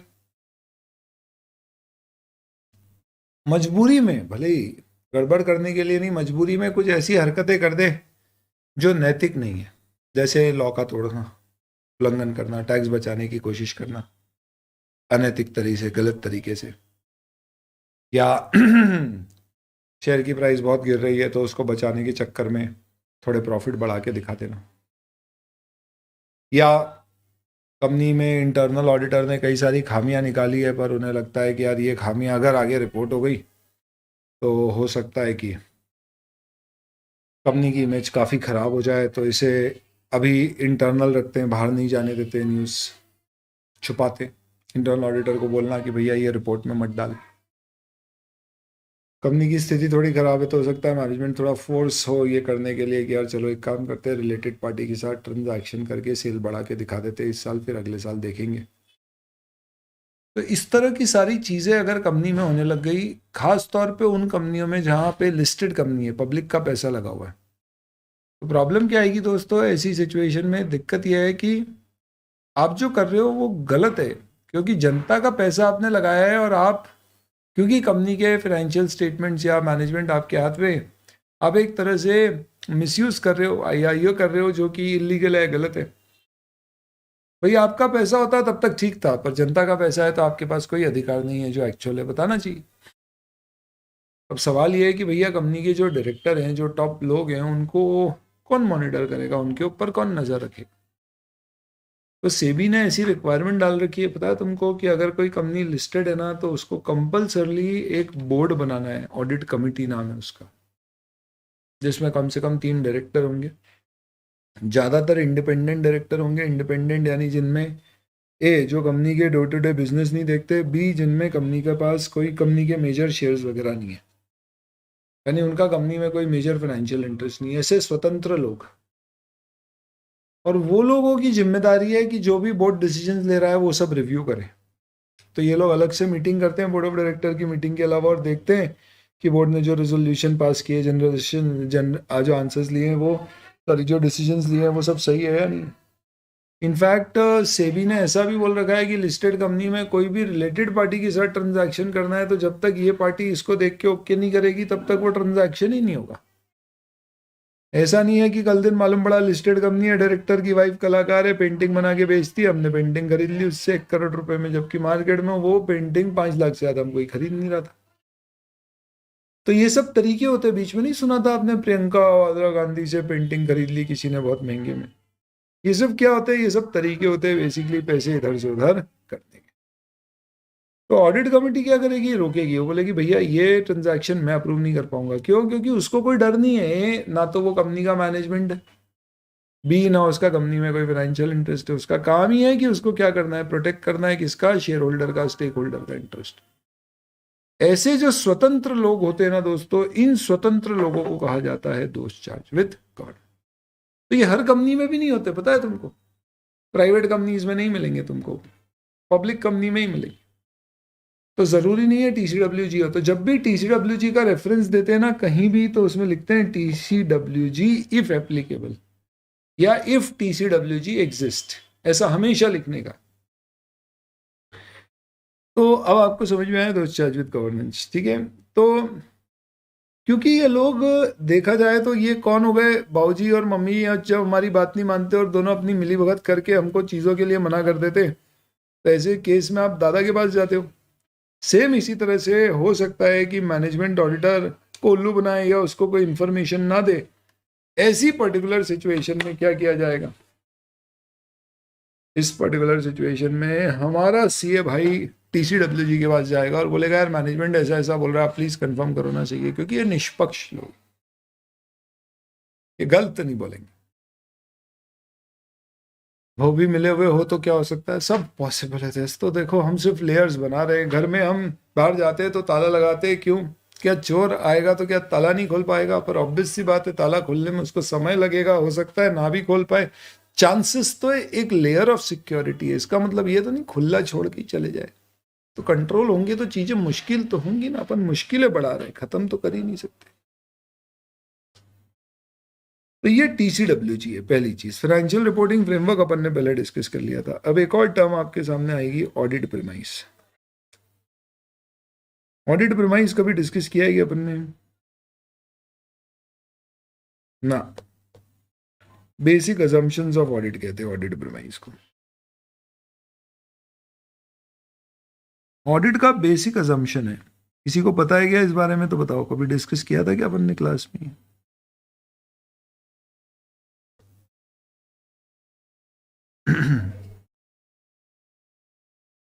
बताओ ना यार।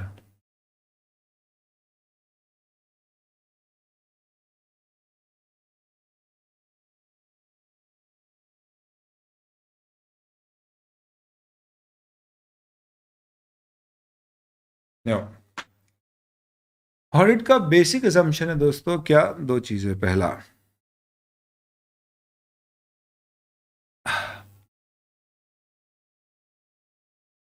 Preparation and presentation. मैं शॉर्ट में लिख रहा हूं ना। पहला बेसिक असम्पशन है that financial statement to be prepared as per financial reporting framework, free from misstatements,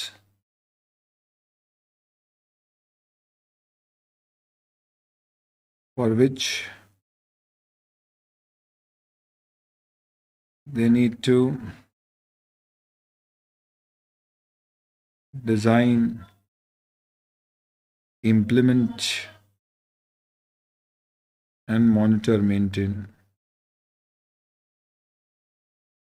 internal controls. TIMIC।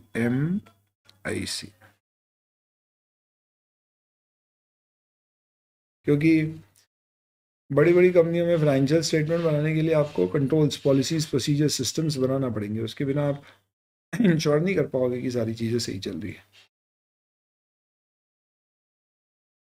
Financial statements are to be prepared as per financial reporting framework, which are free from material misstatement, for which they need to design, implement, and maintain internal controls. ये किसकी जिम्मेदारी है? It is the responsibility of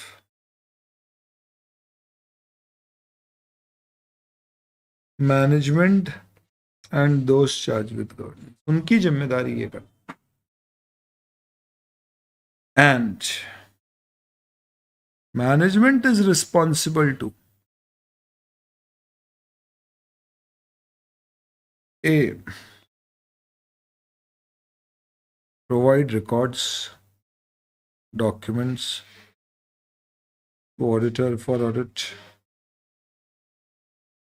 provide any additional information required for audit,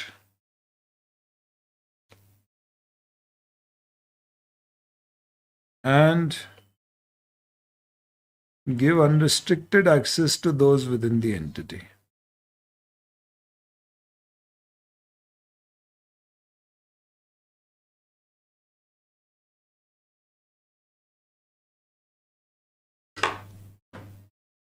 unrestricted access to those within the entity एंटिटी का मतलब क्या होता है? कोई भी कंपनी के एम्प्लॉय है या इंटरनल ऑडिटर है, उससे हम बात करें तो मैनेजमेंट हमें मना नहीं करेगा। हम ऑडिट रिलेटेड ही बात करेंगे, पर मैनेजमेंट ये नहीं बोलेगा क्यों इंटरनल ऑडिटर से क्यों बात कर रहे थे। ऑडिट रिलेटेड बात आप किसी से भी कर सकते हैं। हाँ, डायरेक्टर की सेक्रेटरी से आप कुछ और बातें कर रहे थे, डायरेक्टर को आपत्ति है, वो पर्सनल मैटर है। अरे सर, तो कल दिन मैं ऑडिट करने जाऊँ और मैनेजमेंट को बोलूँ सुनो मैनेजमेंट मुझे ऑडिट करना है और सबसे पहले मैं परचेज चेक करना चाहूँगा, लाओ परचेज के वाउचर्स दो, बिल्स दो। मैनेजमेंट ने बोला ढूंढ लो। हमने बोला है, उन्होंने बोला तुमको ऑडिट करना है तुम ढूंढो। हमने बोला हम कैसे ढूंढे, आप बताओगे तो ही तो मालूम पड़ेगा। उन्होंने बोला हम क्यों पता है, तुम्हारी जिम्मेदारी, तुम ढूंढो। हम यार अजीब आदमी है। हमने इधर उधर पता किया, हमने बोला मिल गए दो, बोले हाँ ले लो। यार हम क्यों ले, आपको देना चाहिए, आपकी चीज़ है, हम कैसे उठा ले। कोई बात नहीं, मत उठाओ मत देखो, इसे पगले मैनेजमेंट का ऑडिट ही नहीं करना आपने को। तो मैंने मैनेजमेंट को बोला ऐसे करोगे तो मैं छोड़ दूंगा ऑडिट। तो बोले यार ऐसा था तो तुमको शुरू में ही बता देना था ना कि डेटा भी हमको ही देना है, एक्सप्लेनेशन भी हमको ही देने हैं, बात भी तुमको किसी से भी करने की पावर चाहिए, फाइनेंशियल स्टेटमेंट भी हमको ही बनाने हैं, इंटरनल कंट्रोल भी हमको ही बनाने हैं, तुमको बस आना है और मस्त बैठ के चेक करना है, गलती निकालनी है और निकल जाना है। हमने बोला तो ऐसे ही तो करना है, ऑडिटर का मतलब ही यही होता है, तुम मैनेजमेंट हो, तुम्हारी जिम्मेदारी बनाना, हमारी चेक करना है। तुम मेकर हो, हम चेकर हैं। अरे यार कैसी बात कर रहे हो, एग्जाम दी होगी ना कभी, मैनेजमेंट को सिखा रहे हैं हम। कोई पास वास हुए हो, कोई डिग्री डिग्री दी है, कोई कॉलेज वॉलेज गए हो? बोले हाँ दिए, बीकॉम में पास हुए, डबल बीकॉम में हमारा 2 बार किया है। हमला तो एग्जाम होती थी ना, तो एग्जाम में क्या होता था, तुम कॉपी ही लिखते थे और चेक कोई और करता था। तुम थोड़ी ना कॉपी में लिख देते थे चेकर को कि तुम ही अपने हिसाब से लिख लेना, हमारा काम चेक करने का बेटा, कॉपी बनाने का नहीं था। उसने बोला क्या गजब एग्जाम्पल दिया, अब समझ में आया कि ये सारी जिम्मेदारी हमारी है, ठीक है अगली बार से करेंगे, इस बार तो कर दो। तो ये सब लफड़े ना है, इसलिए आप पहले ही एंगेजमेंट लेटर में मैनेजमेंट को बोल दो सुन ले मैनेजमेंट, 2 चीजें कान खोल के, भगवान ने 2 कान तुझे इसलिए नहीं दिए हैं ताकि तू इधर और इधर दोनों से सुन सके, तुझे 2 चीजें दिमाग में फिट करनी है, इसके लिए 2 कान है। पहली चीज फाइनेंशियल स्टेटमेंट तैने बनाना है, उसके लिए इंटरनल कंट्रोल चाहिए, तूने बनाने हैं। तूने इंश्योर करना है कि जो फ्रेमवर्क है फाइनेंशियल स्टेटमेंट बनाने का वो फॉलो होए। मैंने नहीं करना है ये सब, तेरी जिम्मेदारी है, तेरी TCW। और दूसरे कान से सुन, अब ये इसकी हो गई बात, इससे सुन, तू हमें सारी इंफॉर्मेशन देगा, एक्सप्लेनेशन देगा, रिकॉर्ड्स देगा, जरूरत पड़ने पे किसी से भी बात करने के लिए हमें परमिशन देगा विद इन दी एंटिटी। हाँ एंटिटी के बाहर बात करनी है तो हम आपसे परमिशन लेंगे, ऐसे हम आपके सीधे कस्टमर के घर नहीं पहुंच जाएंगे, वो ठीक बात है, पर विद इन दी एंटिटी। अगर तुझे ये दोनों कान से सुनाई गई कंडीशन स्वीकार है तो ही तेरा ऑडिट में एक्सेप्ट करूंगा, नहीं तो हटा तेरा ऑडिट नहीं करना। Management is responsible to provide access documents to auditor, provide additional information required for audit and give unrestricted access to those within the entity. ये चीज ज्यादा अच्छे से यहां लिखी हुई है, आ जाओ बेटा आ जाओ। पहला प्री कंडीशन है हमारी, यानी कि ऑडिट स्वीकार करने की शर्त है। हमारी कुछ शर्तें बिफोर वी एक्सेप्ट ऑडिट, होता है ना, विल यू मैरी मी, इसने बोला मेरी कुछ शर्तें, हमने बोला oh pre conditions before you give your acceptance, nice. सबसे पहली शर्त है कि मैनेजमेंट फाइनेंशियल रिपोर्टिंग फ्रेमवर्क वैसा यूज करे जो कि एक्सेप्टेबल है और वो ऑडिट प्रेमाइस को स्वीकार करे। क्या है ऑडिट प्रेमाइस? अरे यही है ऑडिट प्रेमाइस।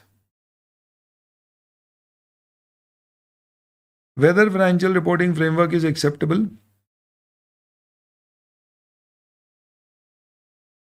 तो इसके लिए हमें मैनेजमेंट से एक्नॉलेजमेंट लेना है। इनफैक्ट ये ऑडिट प्रेमाइस है, ये रिपीट हो रहा है, आप यहां से पढ़ो, ऊपर वाला छोड़ दो अभी।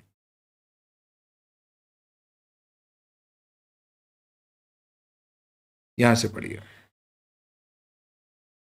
हमें मैनेजमेंट से सबसे पहले तो ये बोलना है, पहले अपन बी वाला पॉइंट पढ़ रहे हैं, if you don't mind.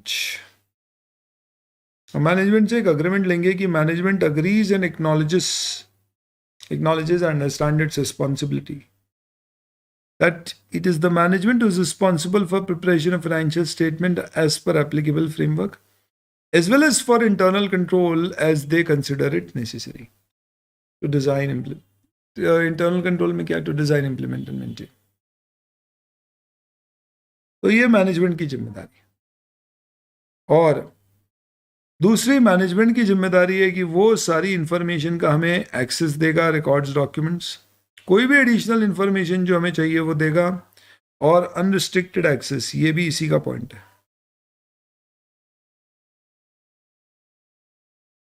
To those person who are there within the entity एंटिटी जिससे हमें ऑडिट एविडेंस गैदर करना है उससे, ये भी मैनेजमेंट की जिम्मेदारी।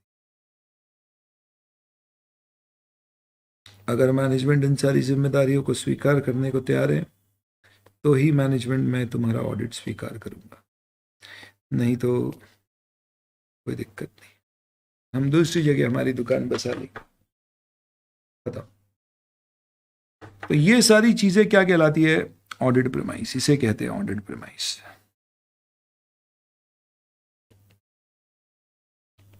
प्रेमाइस शब्द का मतलब तो सर लोकेशन होती है ना, तो इसलिए इंटर के बच्चे हो तुम, छोटे छोटे, इसलिए तुमको मैं प्रेमाइस शब्द का मीनिंग बताता हूँ।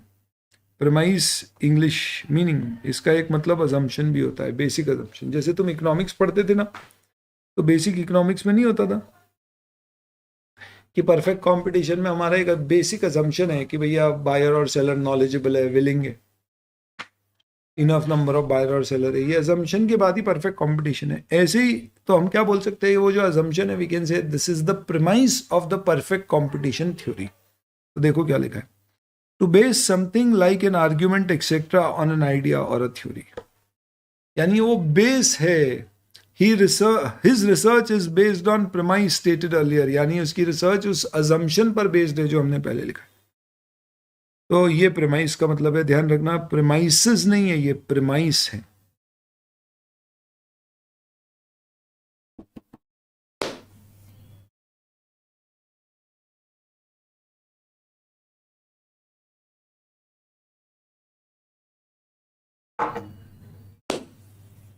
चलिए, अब कोई डाउट है तो पूछ लीजिए। तो क्या जिम्मेदारी है भैया ऑडिटर की? नहीं, ऑडिटर की नहीं, मैनेजमेंट की। क्या पहली जिम्मेदारी फाइनेंशियल स्टेटमेंट वो बनाएगा, दूसरी जिम्मेदारी जानकारी वो देगा। फाइनेंशियल स्टेटमेंट उसको कैसे बनाना है? फ्रेमवर्क के अनुसार। कौन सा फ्रेमवर्क? जो उस पर लागू होता है। फ्रेमवर्क का मतलब क्या है? जो भी लॉ एंड रेगुलेशन। तो उसको इंडेस फॉलो करना है या यस, ये कौन डिसाइड करेगा? वो उसकी जिम्मेदारी, वो देखे और वो पता करे और बनाए, ऐसा कहना चाह रहा हूं। तो वो डिसाइड करे, वो पता करे, वो बनाए अपने financial statement as per framework. अब क्या होता है, फाइनेंशियल स्टेटमेंट बनाने के लिए हो सकता है उसको इंटरनल कंट्रोल की जरूरत पड़े। जैसे आप सोचो एक बैंक है जिसकी 10,000 ब्रांचेस है, तो कैसे फाइनेंशियल स्टेटमेंट बनाएगी जब तक उसके प्रॉपर सिस्टम नहीं हो। तो ये जो सिस्टम वो बनाएगी, इंटरनल कंट्रोल कह रहा हूं जिसे मैं, वो सिस्टम बनाना भी उसकी जिम्मेदारी है। ये हो गया पहला ऑडिट प्रेमाइस का कंडीशन। दूसरा क्या है? डेटा देना उसकी जिम्मेदारी है, खत्म। ये प्री कंडीशंस फॉर ऑडिट अगर एक्सेप्ट होंगी तो ही हम ऑडिट एक्सेप्ट करेंगे। तो कहा गया है कि audit is a matter of contract between auditor and client. कई बार हो सकता है कि लॉ ने ही क्या कर रखा हो, डिफाइन कर रखा हो। जैसे कि कंपनीज एक्ट में क्या है, टर्म्स एंड कंडीशन पूरी डिफाइंड है कंपनीज एक्ट में, तो वहां पे इतनी प्रॉब्लम नहीं है। वहां पे आप क्या है, आप क्लाइंट को समझाओ नहीं समझाओ कोई बात नहीं, क्यों? क्योंकि लॉ में लिखा हुआ है, तो ignorance of law is no excuse. वहां पे सब लिखा हुआ है, मैनेजमेंट की है ये जिम्मेदारी, ऑडिटर की है ये जिम्मेदारी, डिटेल में समझाए। तो वहां हमें ये सब चीजें लिखा के रखने की जरूरत नहीं है। तो कंपनीज एक्ट में लेटर कैसा बनेगा, एंगेजमेंट लेटर, उस पर भी आते, बट उससे पहले ये क्या कह रहे हैं कि audit is a matter of contract between auditor and client. One second please hold on. It is a matter of contract, therefore it is important that each party should clear the nature of engagement and agree in writing with exact scope of work in an audit engagement letter or any other suitable form of agreement to avoid misunderstanding. तो ये क्या है basically? Pre conditions for an audit की need और need for an engagement letter. ये थोड़ी heading गलत हो गई है।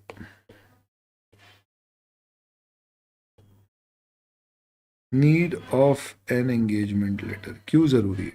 वो रिपीट हो गई, गलत हेडिंग है। एंगेजमेंट लेटर की क्या जरूरत है?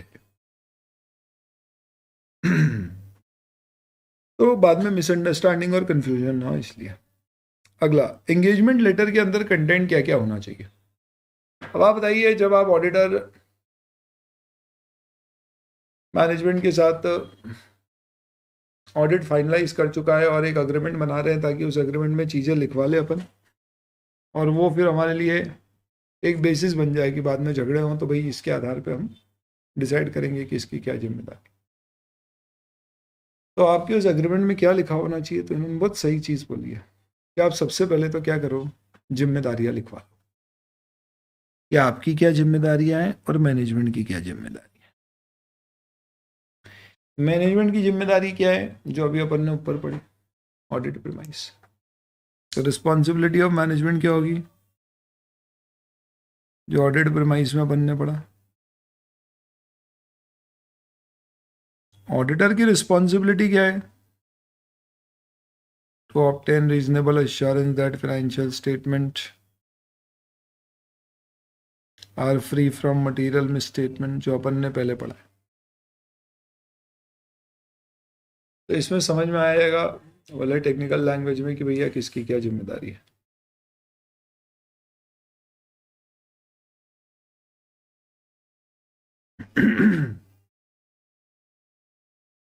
और आप objective of scope of audit of financial statement लिखते हो, तो वो रिस्पॉन्सिबिलिटी और ऑब्जेक्टिव ऑफ स्कोप सिमिलर चीज होगी। हालांकि रीजनेबल अश्योरेंस ऑब्टेन करना है, इसे ऑडिटर का ऑब्जेक्टिव माना जाता है। उसकी जिम्मेदारी क्या होती है, ये एसेज में डिफाइन की जाती है कि हम ऑडिट एज पर एसेज करेंगे। वो क्या होता है आखिरी में पढ़ेंगे अपन, ऑडिट रिपोर्ट पढ़ेंगे तब। प्लस फाइनेंशियल रिपोर्टिंग फ्रेमवर्क को भी आइडेंटिफाई करके नोट कर लो। तो एंगेजमेंट लेटर कैसा बनेगा, एक फॉर्मेट भी दिखा दूंगा, चिंता मत करो, आपके आईसीआई के मॉड्यूल में दिया। ये लेटर बनाता कौन है, तो ध्यान रखना, अपॉइंटमेंट लेटर क्लाइंट देता है ऑडिटर को कि हमने आपको अपॉइंट किया, और एंगेजमेंट लेटर ऑडिटर देता है क्लाइंट को, जिसमें वो लिखेगा कि हम आपका ऑडिट एक्सेप्ट करने को तैयार हैं, प्रोवाइडेड आप हमारी इन शर्तों को मंजूर करते हैं।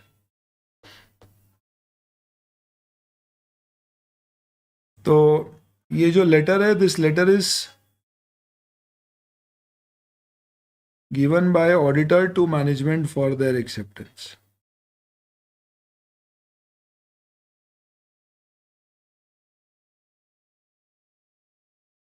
इसमें हम हमारा ऑब्जेक्टिव स्कोप लिख देंगे, हमारी जिम्मेदारियां लिख देंगे, मैनेजमेंट की जिम्मेदारियां लिख देंगे, फाइनेंशियल रिपोर्टिंग फ्रेमवर्क लिख देंगे। कौन सा फ्रेमवर्क, मतलब क्या है कि आपका एज पर कंपनीज एक्ट है, एज पर ये पहले ही डिसाइड हो जाता है। जब ऑडिट शुरू होता है ना, तभी हम बोलते हैं आपकी जिम्मेदारी है, बताओ कैसे बना रहे हो। वो बोलते हैं ऐसे बना रहे हैं, तो अपन लिख देंगे कि भैया आपको ऐसे ऐसे बनाना है, ताकि बाद में झगड़ा नहीं हो कि भैया क्या फ्रेमवर्क था, कैसा था। इसका एग्जाम्पल मैंने क्या लिया था, सिटी बैंक के इंडियन ऑपरेशंस हैं, तो भी हमने उनसे पहले ही लिखवा लिया कि भैया आपका एप्लीकेबल फाइनेंशियल रिपोर्टिंग फ्रेमवर्क जो है वो कंपनीज एक्ट और आरबीआई की गाइडलाइंस के अनुसार है। फाइनेंशियल रिपोर्टिंग फ्रेमवर्क ध्यान रखें, तो वो लिखवा लिया। और इसके अलावा जो जो रिपोर्ट हम देने वाले हैं उसका कोई एक्सपेक्टेड फॉर्म और कंटेंट है, तो वो आप रेफरेंस दे सकते हैं। और एक जनरल स्टेटमेंट की हो सकता है कि आगे जाके हमारा रिपोर्ट का फॉर्मेट या कंटेंट चेंज हो जाए। ये कब होता है, जब लॉ में चेंज हो जाए या एसेस चेंज हो जाए। अब बेसिकली इतना बता देना कि भाई इसके बेसिस पे हम आपको ऑडिट रिपोर्ट देंगे। अब बैंक है तो इसके साथ साथ में हम आपको आरबीआई की रेगुलेशंस के अनुसार जो जो रिपोर्ट देना होती है वो भी देंगे। ऐसा लिख दीजिए कि आपको ये मिलने वाला है इस असाइनमेंट को खत्म करने के बाद, फाइनली ये आपका आउटकम है। ये एंगेजमेंट लेटर की टर्म्स एंड कंडीशन है, ये सब इसमें लिखवाया जाता है। अब सर आपने तो कहा था कि कंपनीज एक्ट में टर्म्स एंड कंडीशन डिटेल में डिफाइंड है, तो फिर क्या वहां पे हमें लेटर की जरूरत है क्या? नहीं, स्टैंडर्ड कहता है कि अगर किसी लॉ में आपका अपॉइंटमेंट हो रहा है तो कंपनी ऑडिटर कंपनीज एक्ट में ही अपॉइंट होता है, उसमें नियम दिए गए, आप लॉ में पढ़ोगे। तो अगर कोई ऑडिटर कंपनीज एक्ट के अंतर्गत अपॉइंट हो रहा है, किसमें, कंपनीज एक्ट में, तो उसकी पूरी ड्यूटीज और मैनेजमेंट की ड्यूटी वहां दी हुई है। तो अब आप ऑडिट एक्सेप्ट करोगे तो आपको क्या ये लेटर एज पर ऐसे 210 बनाना है? नहीं, आप सिर्फ एक ऐसा लेटर बना लेना कि हमारा ऑडिट इस एक्ट के अंतर्गत हुआ है और इस एक्ट की टर्म्स से गवर्न होगा। लेकिन उसमें भी आप एक काम करना है, एक बार तो ये लिखवा ही लेना कि मैनेजमेंट अपनी जिम्मेदारियां समझता है। काय की जिम्मेदारियां, कोई ऑडिट प्रीमाइस, क्योंकि ये तो बहुत बेसिक चीज है, इसमें झगड़ा होना ही नहीं चाहिए। तो लॉ में बोला है तो समझता ही होगा, पर आप फिर भी फॉर सेफर साइड लिखवा लेना। तो अगर एंगेजमेंट लेटर की टर्म्स लॉ रेगुलेशन ने प्रिस्क्राइब डिटेल में कर रखी है, एज इन उसमें सब चीजें कि कंफ्यूजन नहीं आएगा, तो आपको अलग से रिटर्न एग्रीमेंट नहीं बनाना है, पर तब बनाना पड़ेगा जब ये लॉ और रेगुलेशन खुद ही बोले कि नहीं एंगेजमेंट लेटर अलग से लो। प्लस आप मैनेजमेंट से उसकी जिम्मेदारियां तो एक्नॉलेज अंडरस्टैंड करता है कि नहीं वो, ये तो आप उससे एक एक्नॉलेजमेंट लेटर ले लेना।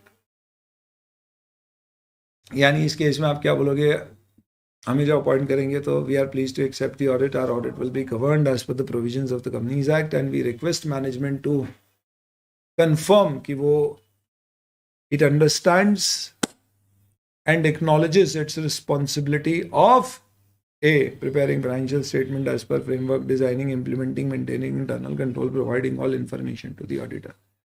वो सारी ऑडिट प्रोवाइस की कंडीशन डाल देना और उससे साइन करा के ले लेना ताकि कोई झगड़ा नहीं। तो अगर लॉ ने कंडीशन प्रिस्क्राइब करी है तो आपको लेटर नहीं लेना है, एंगेजमेंट लेटर नहीं बनाना है, पर आपको कंफर्मेशन एक लेना है कि आप ऑडिट प्रीमाइस को एक अंडरस्टैंड करते हो और एक्नॉलेज करते हो, और लिख देना कि हमारा इस एक्ट के अंतर्गत अपॉइंटमेंट हुआ है। और अगर लॉ एंड रेगुलेशन खुद बोल दे कि नहीं आपको तो एंगेजमेंट लेटर बनाना ही है, तो फिर बना नहीं है, फिर ये सवाल ही। अब सर आप इतनी सारी बातें कर रहे हो तो एक बात बताओ कि सपोज कभी ये प्री कंडीशन मौजूद नहीं है, मैनेजमेंट ने बोला भैया मैं नहीं मानता फाइनेंशियल स्टेटमेंट में बनाऊंगा, तो मैं नहीं करूंगा एक्सेप्ट, खत्म।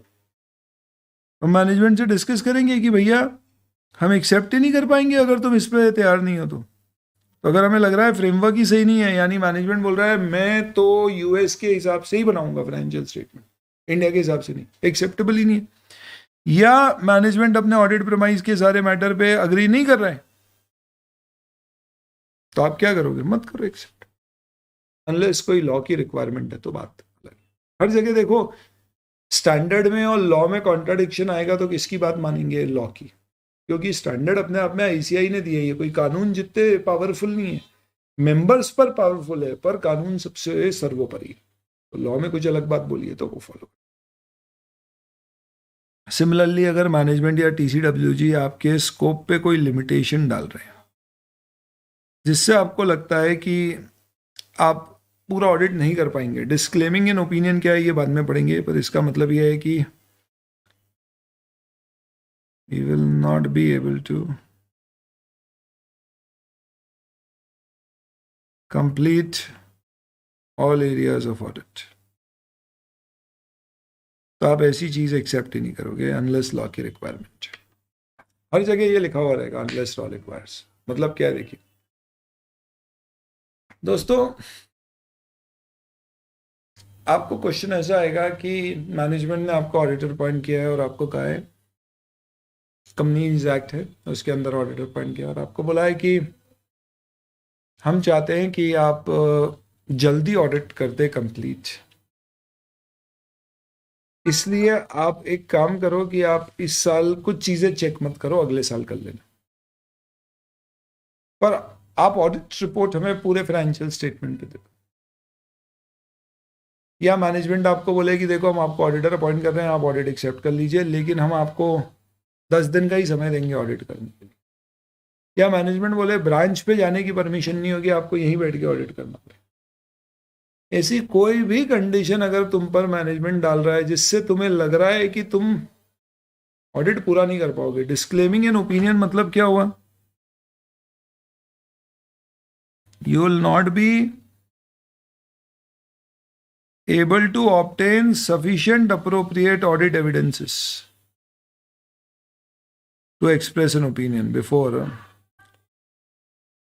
for expressing an opinion। तुम्हें लग रहा है कि तुम वो नहीं कर पाओगे